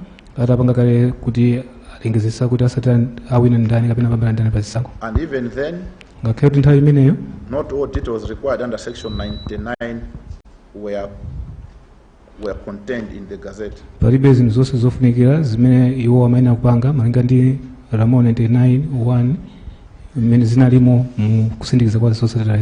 The forms designed by the second respondent, including the record logbook, which purported to also be a record and summary as provided for under section 93 of PPA, imene naso kutengedwa ngati ndi buku lolema kusatira umene kuzera palamulo 93A did not have space for the signatures of each polling officer apart from the presiding officer. panalibepo malo amene akuza kusainapo amene amayang'ananso zisankho kupatula pa malo okhawo amene kusaina woyang'ana zisankho kapena presiding officer. This was a serious anomaly as Justice Lilongwe observed in the Raphael Muhone case alluded to earlier on. zimene zinazoka kwambiri malingana ndi imene Justice Lilongwe anaonera pa mlandu umene amazenga. It will also be observed that on Part A of Form 6, zinaso kuzindikiranso kuti pa Part A ya Form 66 it clearly appears that it was imperative that the form distinctly defines political party representative ikunena kuti pamene akufunika kwambiri kuti aina kutero kuti fomu imeneyi ionese poyera amene akuyimira zipani, local monitors and affiliation, komanso mamonita, komanso ndi zipani zimene akuyimira, and international observers, komanso ndi anthu amene abwera akunja ozayang'ana zisankho, and not just lump them in one category. koma osati mwina kuunga zonsezi pa malo amodzi. The duties, rights, and responsibility of these various actors are fundamentally different under the PPA. udindo umene wa anthu onsewo amene amayenera kutengapo gawo pa zisankho imeneyo ndi osiyana malinga ndi malamulo a PPA. All what has been catalogued so far zimene zonse zimene zayankhulidwa kuchoka kumbuyo konseko demonstrate failures by the second respondent to ensure compliance with legislative provisions zikuonesa poyera kulephera kwa oyankha pachiwiri kusatira malamulo, and show that the respondent breached its duty to ensure compliance with the provisions of any act of parliament during the 21st of May 2019 presidential elections. zikuonesa poyera kuti oyankha pachiwiri analephera kusatira malamulo oyenera malingana posatira zisankho zimene zinachitika pa 21 May 2019. The second question, nkhani kapena fundo yachiwiri, whether the second respondent breached the duties under section 77 of the Constitution of the Republic of Malawi. ngati mwina oyankha pachiwiri sanasatire malamulo amene akuyankhulidwa pa lamulo 77 ya malamulo akulu a dziko lino. We believe this issue has been adequately covered and determined when we were discussing the section 76 above. tikukhulupirira nkhani imene yafotokoza bwino lomwe nthawi imene bwalo mafotokoza zokhuza ndi lamulo 76. Having found that that section 76 of the Constitution was breached because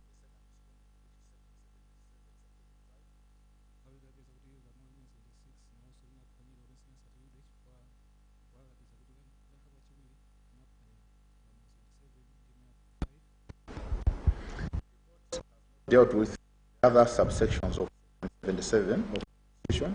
bwalo sinaoneka ndime zina zimene zilipo pa lamulo imene 77 ya malamulo a dziko lakulu, As they are clearly not applicable to the present proceedings. chifukwa malamulo amenewo pa ndime zina sizofunika kwambiri pa mlandu omwe uli m'bwalo pakati pano. The third and last constitutional question to be considered yachitatu fundo imene ndiyo yomaliza imene ikuganizidwa ndi bwalo is whether the second respondent infringed on the petitioners and the citizens' political rights under section 40 of the Constitution. ndikuona ngati mwina oyankha pachiwiri anaphwanya ufulu wa odandaula komanso anthu oponya voti. Section 40 of the Constitution is the premier provision lamulo 40 ya malamulo akulu a dziko lino, in that it speaks to the strong commitment of Malawi's constitutional scheme to ensure that representatives in a multi-party democracy, in order to ensure that representative multi-party democracy in the country progresses. ndikuonesa kwambiri kuti ufulu omwe ali nawo anthu kulekapo gawo pa zandale uyena kuchitika.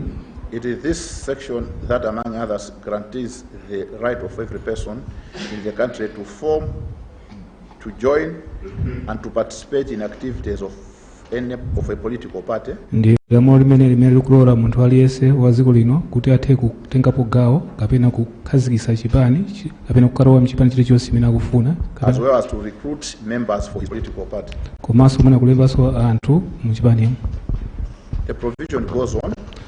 lamulo limene likupitirira It proceeds to guarantee a wide range of other rights, including the right to campaign for political cause. likupitirira kuperekanso ufulu wa kupanga kampeni, Including including the right to take part in peaceful political activities that are intended to influence both the composition as well as the policies of government and to make free political choices. Komanso ufulu otengapo gawo pa fundo zimene zimamanga malinga ndi ndondomeko zimene zinakuchitika ndi boma.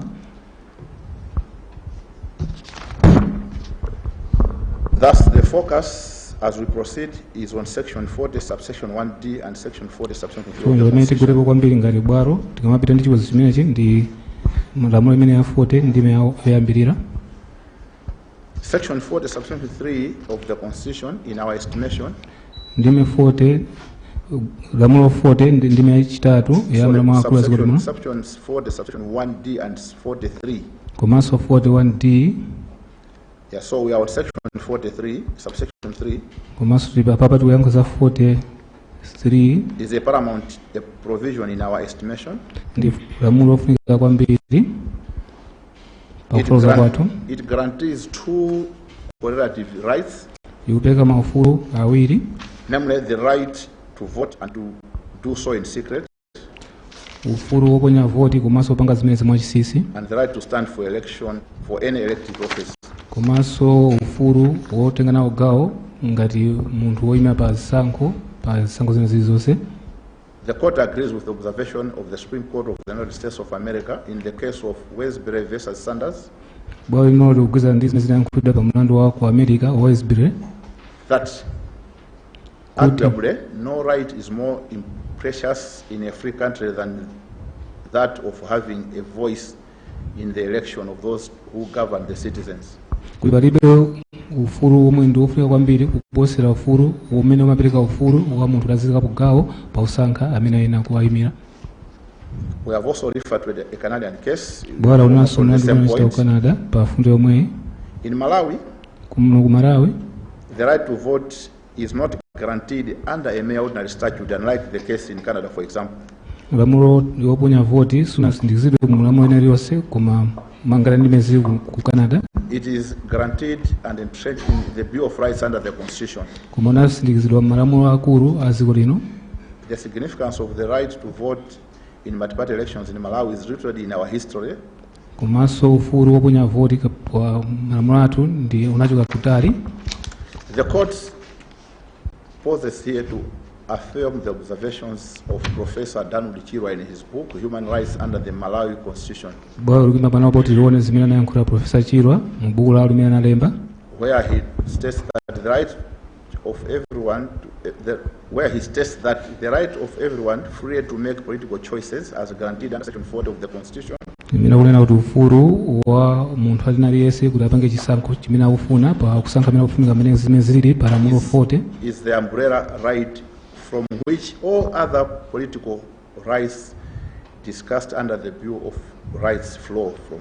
Ndi mulamulo lomwe lina kuganizidwa kwambiri pa malamulo onse amene anakidwa pa maufulu amene anakidwa mu malamulo akulu a dziko lino. He goes on to state that although the Constitution does not expressly recognize the right to free and fair elections, it is clear that this right is implicit in the right to free vote and to make political choices, as well as the right to vote under section 40 subsection 3. Ngakhale imene sikuyankhula mwachuchuchu za kusankha kuti munthu ayina kupanga koma kuyankhula moveka bwino kuti munthu ayina kutengapo gawo pa kusankha munthu amene akufuna. It is this court's view that in every instance where there were deviations from the number of total ballots, pali ndi maganizo abwalo lino kuti pamene panali kusiya zimene zinachitika mokhuza ndi za mavoti that were supposed or that were expected to have been accounted for at any given polling station, zimene zimenera zitengedwe kapena ziganizidwe pamalo onse oponyapo voti. There was substantial compromise. Panali kupanga zinthu mosenena kwakukulu kwambiri. Yes, and therefore breach of section 775 of the Constitution. Choncho kuphwanya lamulo 75 ya malamulo akulu a dziko lino. Which prescribes the principle that no person shall exercise more than one vote. Zimene mafotokoza kuti palibe munthu amene akaponye voti woposa limodzi. Further, similar to the statement which was made in some South African case, which we have alluded to in this judgment,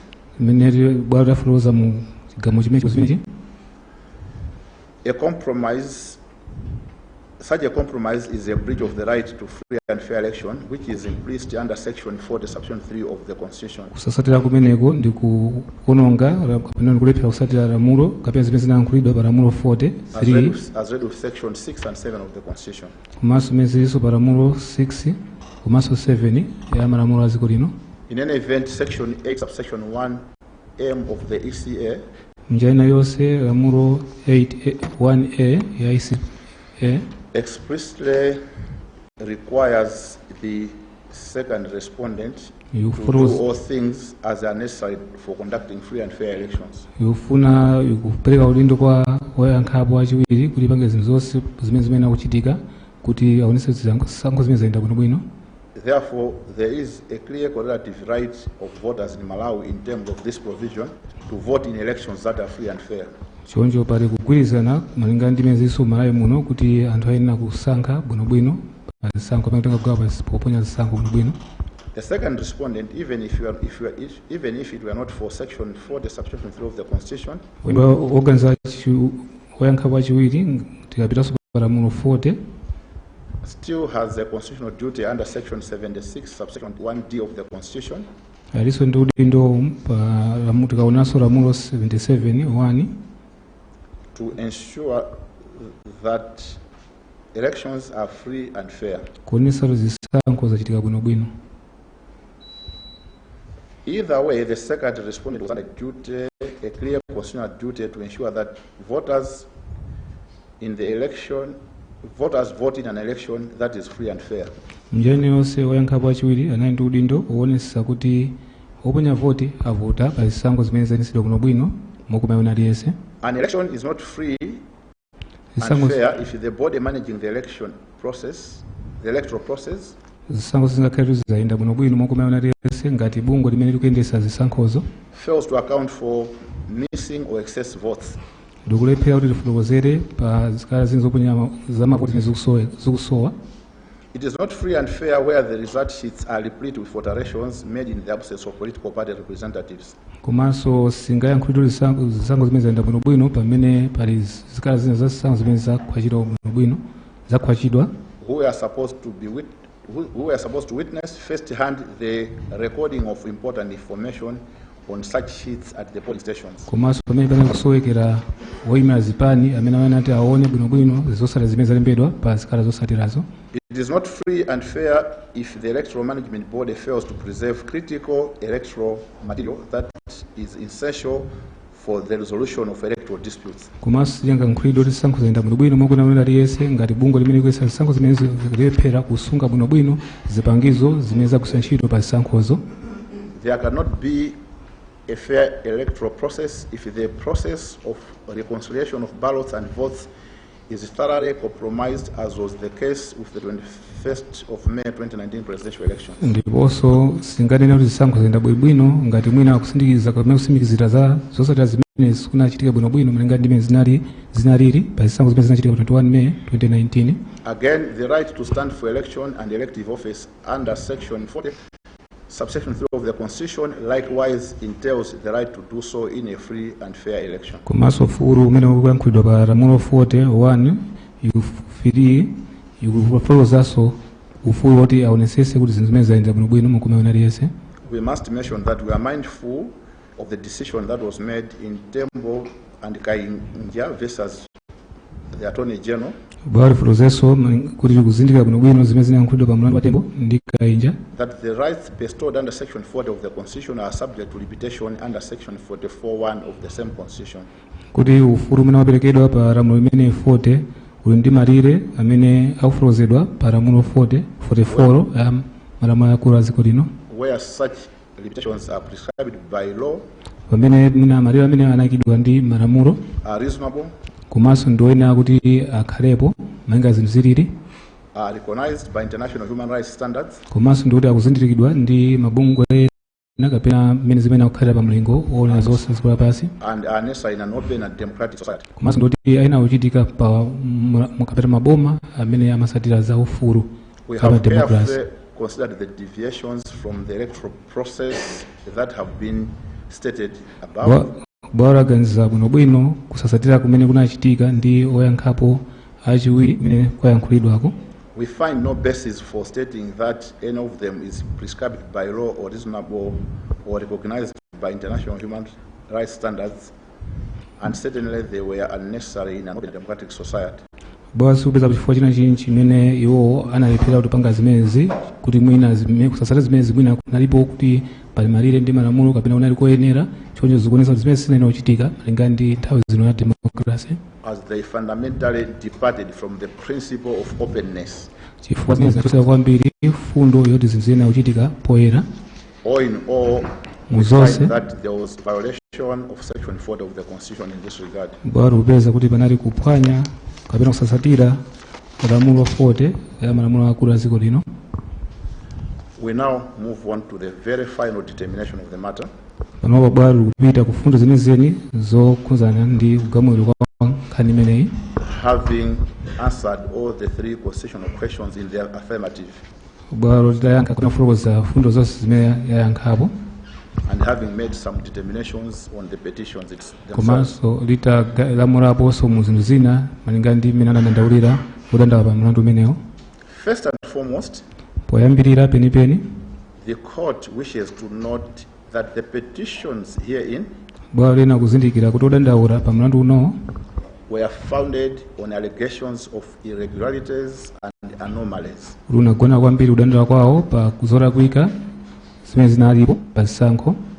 We wish to acknowledge Tikufuna tivomereze that considering the enormity of the activities involved in electoral processes, kuti kutengera kuchuluka kwa zinthu zimene zinachitika pa zisankho kapena poyendesa zisankho, it is almost impossible to have an election that is completely free of any irregularities and anomalies. zina kuziwikira kuti mpuvuta kwambiri kuti tikhale ndi zisankho zosowekera zolakwika zina zilizonse. What we are saying is invariably in every election you have irregularities. zimene tonthazaniza kuti pa zisankho zina zilizonse pamakhalapo zolakwika.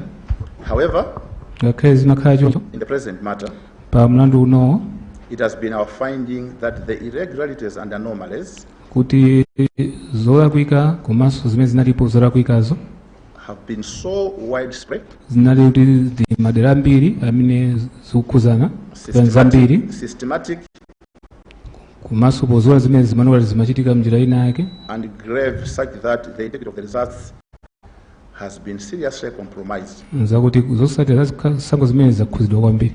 The results declared by the second respondent zisankho zimene zinayankhidwa ndi woyankhapo achiwiri cannot be trusted as a true reflection of the will of the voters as expressed through their votes duly cast in the 21st of May 2019 elections. sizingakhulupiridwe kutengedwa kuti ndi zisankho zimene zikuyimira mmene zinaponyedwa kapena mamene mavoti amene anaponyedwa pa 21 May 2019 ndi oponya voti. In view of the findings that we have made, kutengera pa zimene bwalo lapezapo we are satisfied that the petitioners' complaints in their petitions ndife okhutitsidwa ngati bwalo kuti dandaula lawo laudandaula alleging an undue return and an undue election during the said elections zimene akunena kuti wina akupambana samene akupambana komanso zisankho sizinayende bwino have been made out both quantitatively and qualitatively.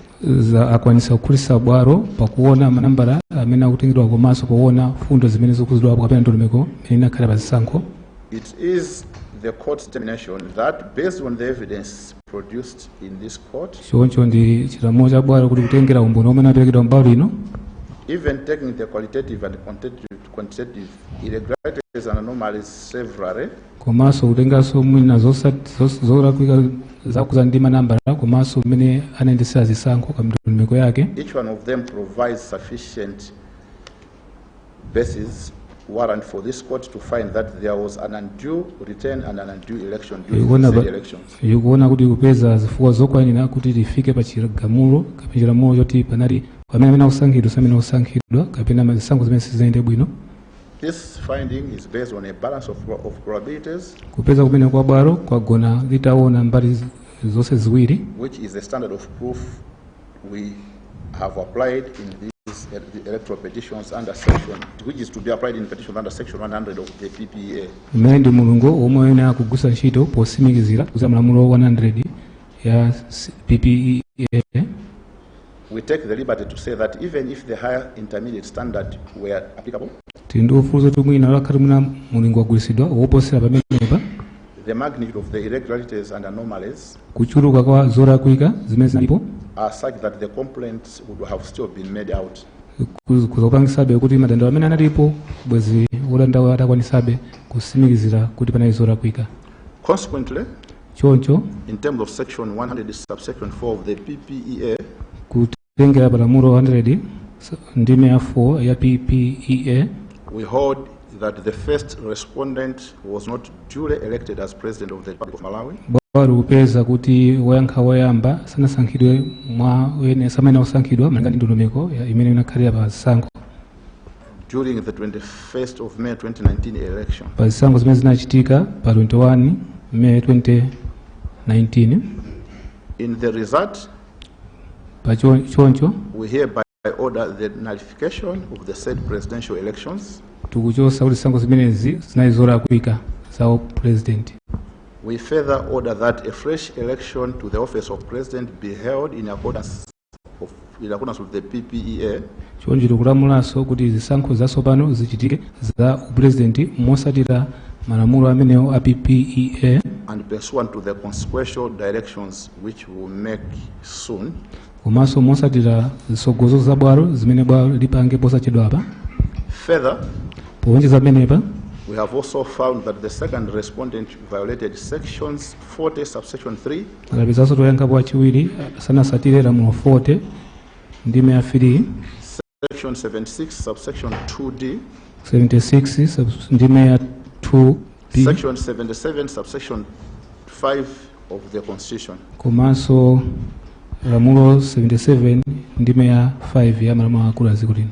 In view of the gravity of the said violations and breaches, kutengera kuchuluka kapena kukulu kwa kusasatira malamulo amenewa, it is our view that the conduct of the second respondent in managing the said elections ndi maganizo abwalo kuti mchitidwe umene anaonesa woyankha pachiwiri pakuyendesa zisankho was very lacking unali wosowekera zinthu zambiri and demonstrated incompetence ndiponso unaonesa kuti walibe kuthekera kuti akuzayendesa zisankho for failing in multiple dimensions pakulephera mu madera ambiri oyendesa zisankho to follow clearly laid out legal processes for the conduct of such elections. pakusatira fundo za malamulo zimene zinayikika poyendesa zisankho. The true meaning to be ascribed to section 8 subsection 12 of the constitution tanthauzo lenileni limene lina kutengedwa pa lamulo 8 on the meaning of the term shall be elected by majority of electorate kuti amene opambana ina kusankhidwa ndi munthu amene apeza mavoti oposa wina aliyense, is that any candidate to be declared to be duly elected to the office of president of the republic kuti munthu wina aliyense amene alengezedwa kuti apambana pa mpando wa usogoleri kapena wa president, such person must secure a minimum of 50% plus one vote of the total valid votes cast during the presidential election. amene munthu amene anapeza mavoti woposera theka amavoti wonse kapena kucheza pamenepo. Now, consequential orders and directions. Tsopano bwalo kupereka zina zimene ayena kusatira malingana ndi chigamulo kapena chiwezo zimene bwalo lapereka As a necessary consequence of the determinations that we have made, malingana ndi kufunira koyena kumene bwalo lapereka, and having in mind section 41 subsection 3 of the constitution, komanso bwalo kuganizanso lamulo 41 ndime ya 3 ya malamulo akulu, which grants all persons in our jurisdiction the right to an effective remedy by a court of law, imene ipereka ufulu kwa wina aliyense amene aphinjika kuti akhoza kufikira chilungamo ku mabwalo, as well as section 46 subsection 3 of the constitution, komanso kuzeranso malamulo 46 ndime ya 3 ya malamulo akulu, which gives the court the power to make any orders that are necessary and appropriate imene ipereka mphamvu bwalo kupereka sukuzo zina zilizonse zimene bwalo laona zino zoyenera kutero to secure the enjoyment of the rights and freedoms which the court finds to have been violated, imene ipereka udindo kapena kuonesesa kuti ufulu omwe waphwanyidwa anthu athe kufikiranso. we order the following. Bwalo likupereka zigamulo izi For the avoidance of doubt, popanda kuti chikayiko chipasakhale chikayiko china chilichonse, the declaration that we have made that the first respondent was not duly elected pa chigamulo chimene bwalo lapereka kuti woyamba sanasankhidwe bwinobwino during the 21st of May 2019 presidential elections, pa zisankho zimene zinachitika pa 21 May 2019, and therefore the said elections were invalid. choncho zisankho zimene zinali zolakwika. It consequently follows that the status in the presidency choncho kunena kuti zikusatira kunena kuti malinga zimene zili pa mpando wa president, including this office of the vice president, kupalizapo mpando wachiwiri wa president, reverse to what was prior to the declaration of the presidential results on the 27th of May 2019. kubwera kumene zinalili mmene unachitikira sanachitike pa zisankho zimene 21 May 2019. As per section 100 subsection 5 of the PPEA, malinga ndi lamulo 100 ndi 5 ya PPEA, the declaration does not invalidate anything done by the president zimene sizikupangisa kuti chilichonse chimene amapanga a president amene ndisopanda ntchito or the vice president before the declaration of the invalidity, kapena zimene amapanga wachiwiri wa president amene ndizopanda ntchito bwalo limene sinapereke chilamulo chimene chimekupereka panopa. We also are mindful that under section 80 subsection 1 of the constitution, bwalo kuziwaso kuti kuzera mlamulo 80 ndi 101 ya malamulo akulu a dziko lino, a presidential election has to take place concurrently with the general elections of members of the National Assembly, kuti zisankho za president zimene zichitika limodzi ndi zisankho za phungu a nyumba ya malamulo as prescribed by section 67 subsection 1 of the constitution. malinga amene zinalembedwera pa lamulo 67 gawo loyamba la malamulo akulu a dziko lino. The court appreciates the significance of the certainty in our democracy process, which is brought about by the fixing of the date of the general elections. bwalo kuziwa bwino lomwe mmene zinakazisika zimene amapangira kuti athe kuyika masiku amene andakuponya voti. In view of this position, malinga ndi mmene zilili, we are of the view that it is appropriate that such certainty should be preserved. ndi zikuona kuti nkuyenera kuti kuziwa kumene kwina kukhalanso chimodzimodzi. In the circumstance, we hold the view that Parliament pa ichichi bwalo kuti maganizo kuti parliament should take appropriate legislative measures ndione kuti apanga malamulo to ensure that such certainty is preserved, whilst at the same time ensuring that whoever is elected president of the republic during the first elections is allowed to serve the constitutionally prescribed 5-year term. ndionesa kuti malamulo amene amasankhidwa kuti asankhidwa athe kuperekanso kapena kulamulira malinga ndi mmene zimene akukhalira kuti aina kulamulira kwa zaka zisanu. One of the options that may be available to the legislature might be to consider to extend the term of the incumbent members of parliament. mwina chimodzi mwa zinthu zimene zinakuchitika malinga ndi amene akhoze kupanga malamulo mwina ndi kuonjezera nthawi imene aphungu aina kukhalira ku nyumba ya malamulo, and possibly shift the date of the elections in order to ensure preservation of the electoral concurrence. mwina kusinthanso nthawi tsiku limene amachita zisankho kuti athe kuona kuti nthawi imene amene akukhala pa mpando wawo uchimodzimodzi. The fresh elections shall be held within a period of 150 days, zisankho zatsopano zina kuchitika masiku osaposera 150 including Saturdays and Sundays, kupatizako masiku a mulungu komanso lawero, public holidays from the date hereof. komanso kupatizapo masiku a holiday kuchoka pa tsiku limene bwalo lapereka chilamulo chimenechi. The Public Appointments Committee of the National Assembly, osankha amene amasankha maudindo ku nyumba ya malamulo, in view of our finding concerning the conduct and competence of the second respondent, kutengera ndi mmene bwalo lapezera pa mchitidwe wa woyankhapo achiwiri poyendesa zisankho zimenezi, should in terms of section 75 subsection 4 of the constitution ayenera kupanga zinthu malinga ndi mmene zili pa lamulo 75(1) should consider that provision in order to ensure that the fresh elections herein are conducted smoothly and competently, kuti aonesese kuti zisankho zatsopano zimene zizachitika bwinobwino mukumeona aliyense, and inquire into the capacity and competence of the second respondents' current commissioners, komanso kuti aone mchitidwe kapena khalidwenso la bungwe limene la zisankho limene lilipo panopa to conduct the said fresh elections. kuti ngati angathe ndi kuthekera kuti akuza kuyendesa bwinobwino zisankho zatsopano.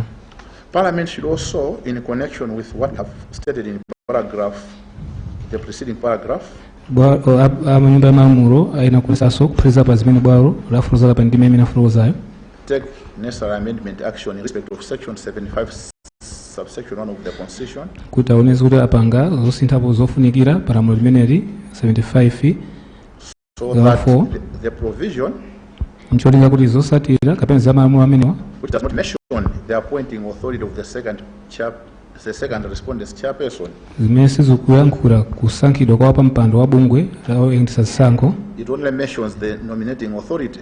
Ingotchulapo za munthu amene ayina kusankha wapampando wa bungwe la zisankho. Nominating should clearly state who is the appointing authority. Yena kufuza bwino lomwe kuti amene ayina kusankha wamkulu wapampando ndi ndani. In view of our determination that the majority to be attained by a candidate to the office of the president, kutenga ndi zimene bwalo lanena kuti amene akati apeza mavoti ambiri kuposa aliyense zina kukhala mutani is a minimum of 50% plus one vote of the total valid votes cast ndikuposera theka la mavoti onse amene aponyedwa during the presidential election pa nthawi imene pa zisankho za upresident zachitika.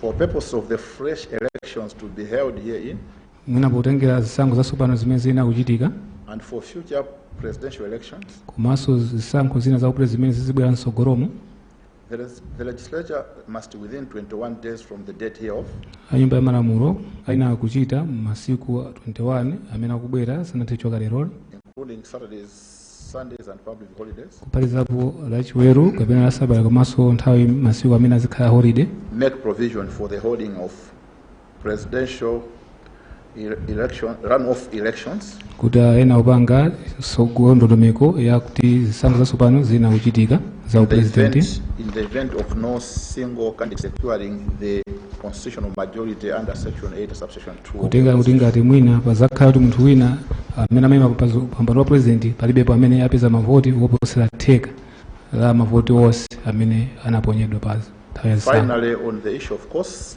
pomapeto pene tomaliza pa nkhani ya ndalama zimene zinalowa pa nkhani imeneyi, the starting point is that costs are the exclusive reserve of the court. mwina poyambira ndi pakuti chilamulo choti ayina kupekapo ndalama mbali ina pa mlandu imakuta manja mwa bwalo. The discretion in that respect. Bwalo lili ndi mphamvu pa choncho. Earlier on, we held that this is a public interest litigation. Poyambira ti bwalo linafotokoza nkhani imene anthu ambiri anayo chidwi. And that costs should not be used to hinder litigants from accessing justice in such cases. Ndiponso kuti ndalama zimene zimalowa pa nkhani ngati zizi zisapangise kulesa anthu ena kuti athe kufikira chilungamo. We therefore choncho bwalo likuona kuti order that the first respondent should bear his own costs. kuti oyankha wachiwiri nawonso zikhale choncho mmene pa ndalama zimene anaonongapo. We however reckon that the circumstance of the present matter, akhale kuona kuti pa nkhani imeneyi the second respondent is a duty bearer oyankhapo wachiwiri ndi anthu amene anali ndi udindo and not a holder of rights seeking to vindicate legal rights. komanso si kuti munthu amene mwina anali ndi mbali yotengapo gawo pa zisankho. We therefore order that the second respondent should pay the petitioner's costs of this litigation. choncho tikulamula kuti oyankhapo wachiwiri ayina kupereka ndalama zimene zalowapo kumbali ya odandaula. This costs to be taxed or assessed by the registrar of this court if not agreed upon by the parties within 14 days from the date of this order. ndalama imene ayina kuzatengapo taxi imene zizakhale kuchisekedwa m'malo mwa registrar kapena bwalo la registrar. May I invite Justice Kamanga to make her comments on the judgment? mwina ndafunse a Justice Kamanga kuti ayankhulepo zokhuza ndi chiweruzo zimene bwalo lapereka.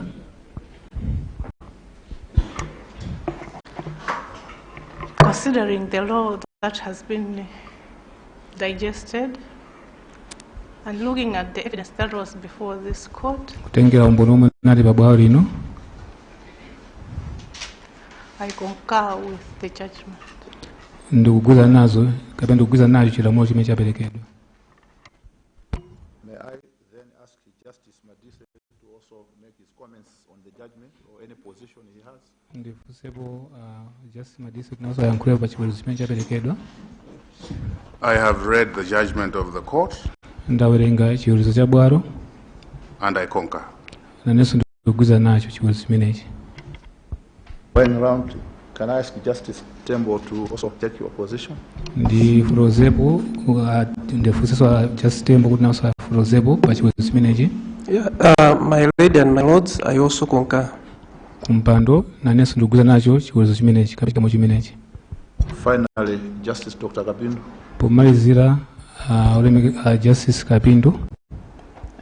My lady and my lords, Kumpando, the decision which has been ably and eloquently articulated chigamulo chimene bwalo lafikapo poona fundo zonse bwinobwino by His Lordship Justice Potani ndi Justice Potani and Her Ladyship Justice Kamanga komanso Justice Kamanga in the abridged version of the judgment just delivered, pa chiweruzo chimene bwalo langopeka kumene, and which decision was collectively deliberated, komanso pamene chigamulo chimene chinafika tachiona limodzi, that it also represents my own position and decision in this matter. zimene zikuyimiranso maganizo anga pa chiweruzo chimenechi pa nkhaniso imeneyi. My lady and my lords, I concur. Kumpando ndikugwirizana nacho chiweruzo chimenechi.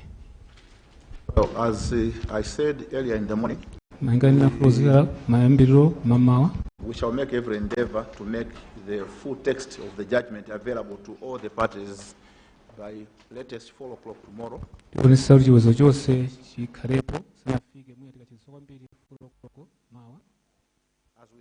on 20, it was a long journey in this case. Pa 20 December nthawi imene mbali zonse mafulo zachilamo chimenechi poti inali nthawi yayitali. We hope the judgment we have made will build and not destroy the nation. Ndipo zikuda kuti zimene nga ziko lino. Thank you very much. Timirire.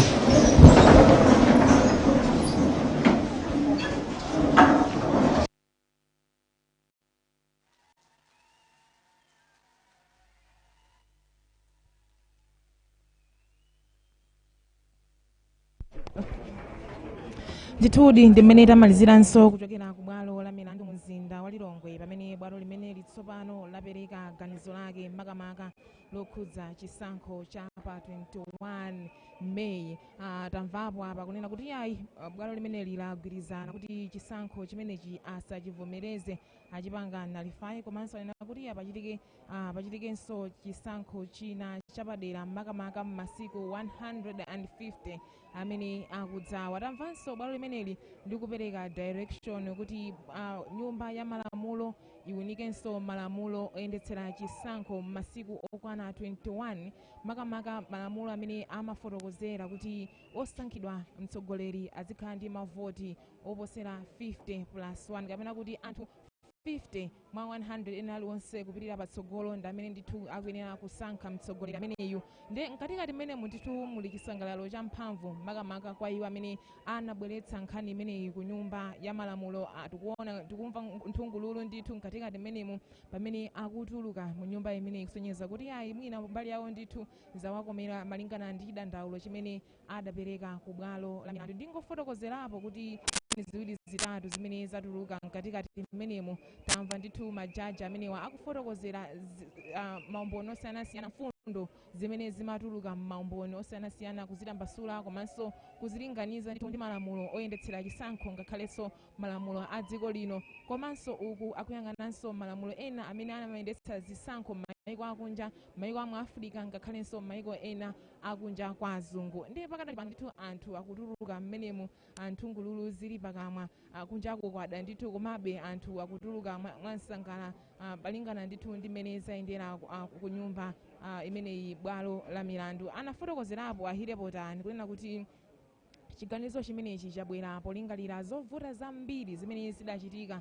pa chisankho cha pa 21 May komanso apanga prove kunena kuti bungwe la MEC lidalephera kukwaniritsa malamulo osiyanasiyana. Panali specifically lamulo gawo 76 gawo 77 komanso gawo 40 la malamulo a dziko lino. Ananenanso kuti ayi ufulu wa anthu udaphonyetseka ufulu wa anthu adauphwanya ndithu makamaka ufulu otenga nawo mbali pa chisankho otenga nawo mbali pa ndale ukuonekanso kuti ufulu wa anthu oponya voti komanso oyima pa mpando nawonso adauphwanya ndi afotokozerapo zambiri malingana ndi malamulo amene wakoma afotokozeraponso kwambiri nkhani za irregularities mavuto amene ndithu analipo makamaka pa chisankho chimenechi. Anafotokoza kunena kuti pa chisankho chilichonse malingana ndi kuona ndondomeko ya chisankho imene imakhalira sipamalephera ndithu kukhala zovuta zina zake zimene zitha kuchitika pa nthawi imene, koma zovuta zimene zidalipo chaka chatha makamaka pa May 21 chisankho chimenechi ndi zisankho zochuluka kwambiri zimene zapanga affect zotsatira za chisankho kamena kuti legibility ya zisankho zimene zinachitika pa 21 May. Ndipo chako ndithu anthu akutulukabe mwamsangala ndi chimwemwe ndithu kuona kuti ambali imene anadandaula kubwalo limene linawo ndi chimwemwe kuti ayi zathu zatiyendera, dandaulo lathu lamveka kubwalo la milandu malingana ndi umboni umene anapereka komanso zimene malamulo amanena mkatikati mwa bwalo limeneli. Nditimve kutsogolo kuno kuti tiyenda motani polingalira kuti bwalo limeneli lanena kuti yayi masiku 150 kuphatikizapo masatade sande akuyenera ndithu likuyenera dziko lino kuchititsanso chisankho china chapadera, chisankho chatsopano cha mtsogoleri wa dziko lino. Afotokozeraponso kuti ku nyumba ya malamulo aunikire malamulo polingalira kunena kuti mtsogoleri wa dziko, aphungu komanso makhansala amasankhidwa pamodzi. Ndiye izi zikufunikirabenso kuti mtsogoleri wa dziko lino agwire ntchito yake kwa zaka zokwana zisanu. Afotokozerapo ndithu kunena kuti malingana ndi malamulo amayenera ndithu kufika mu zaka zokwana zisanu. Ndi nyumba ya malamulo iwunikirepo kunena kuti yayi amene asankhidwe yonso nayenso ndithu akhale zaka zokwana zisanu akulamulira pamenepo. Komanso mbali ya aphungu poti aphungu amasankhidwa limodzi ndi mtsogoleri. Nyumba ya malamulo iwunikireponso kuti pakhale nthawi imene ndithu anthu amenewa adzawasankhenso limodzi kutsogoloko. Nditimva kuti kodi aphungu kumeneku ziyenda motani. Ndikudziwa bwino lomwe ndithu kuti mu mzinda wa Blantyre kuli anzathunso ena amene akufuna kuyankhulapo ziwiri zitatu zokhudza mlandu umenewu. Nanenso ndiwapatse mpata kumeneko kuti nawonso ndithu ayikirepo ndemanga ziwiri zitatu. Koma chimene chikuchitika pano nchonena kuti yayi mtsogoleri wa chipani cha UTM akupereka interview ndithu kwa anthu atolankhani amene afika pano pa bwalo la milandu. Ndi atolankhani ochuluka kwambiri chifaso ndayima pano sindikuonaponso kuti kodi amene wayima potani, koma ndaona ndithu ndi mtsogoleri wa chipani cha UTM. Makamera zakuyenda mwamba, marekoda zakuyenda mwamba, aliyense ndithu akufuna kupezapo mpata ofuna kuyankhula ndi atsogoleri amenewa. Ndiye mwina pakadali pano ndapatsire anzanga mu mzinda wa Blantyre kuti nawonso mwina ayikirepo ndemanga ziwiri zitatu chimene zachitika ku bwalo la milandu. Dzina langa ndi Audrey Kapalamula, ndikuthokozeni kuti ino munali pamenepo kutsatira tsatanetsatane wa zonse za ku bwalo la milandu kuyambira pachiyambi mpaka pa mapeto a zonse. Ndikupatsireni kwa anzanga mu mzinda wa Blantyre.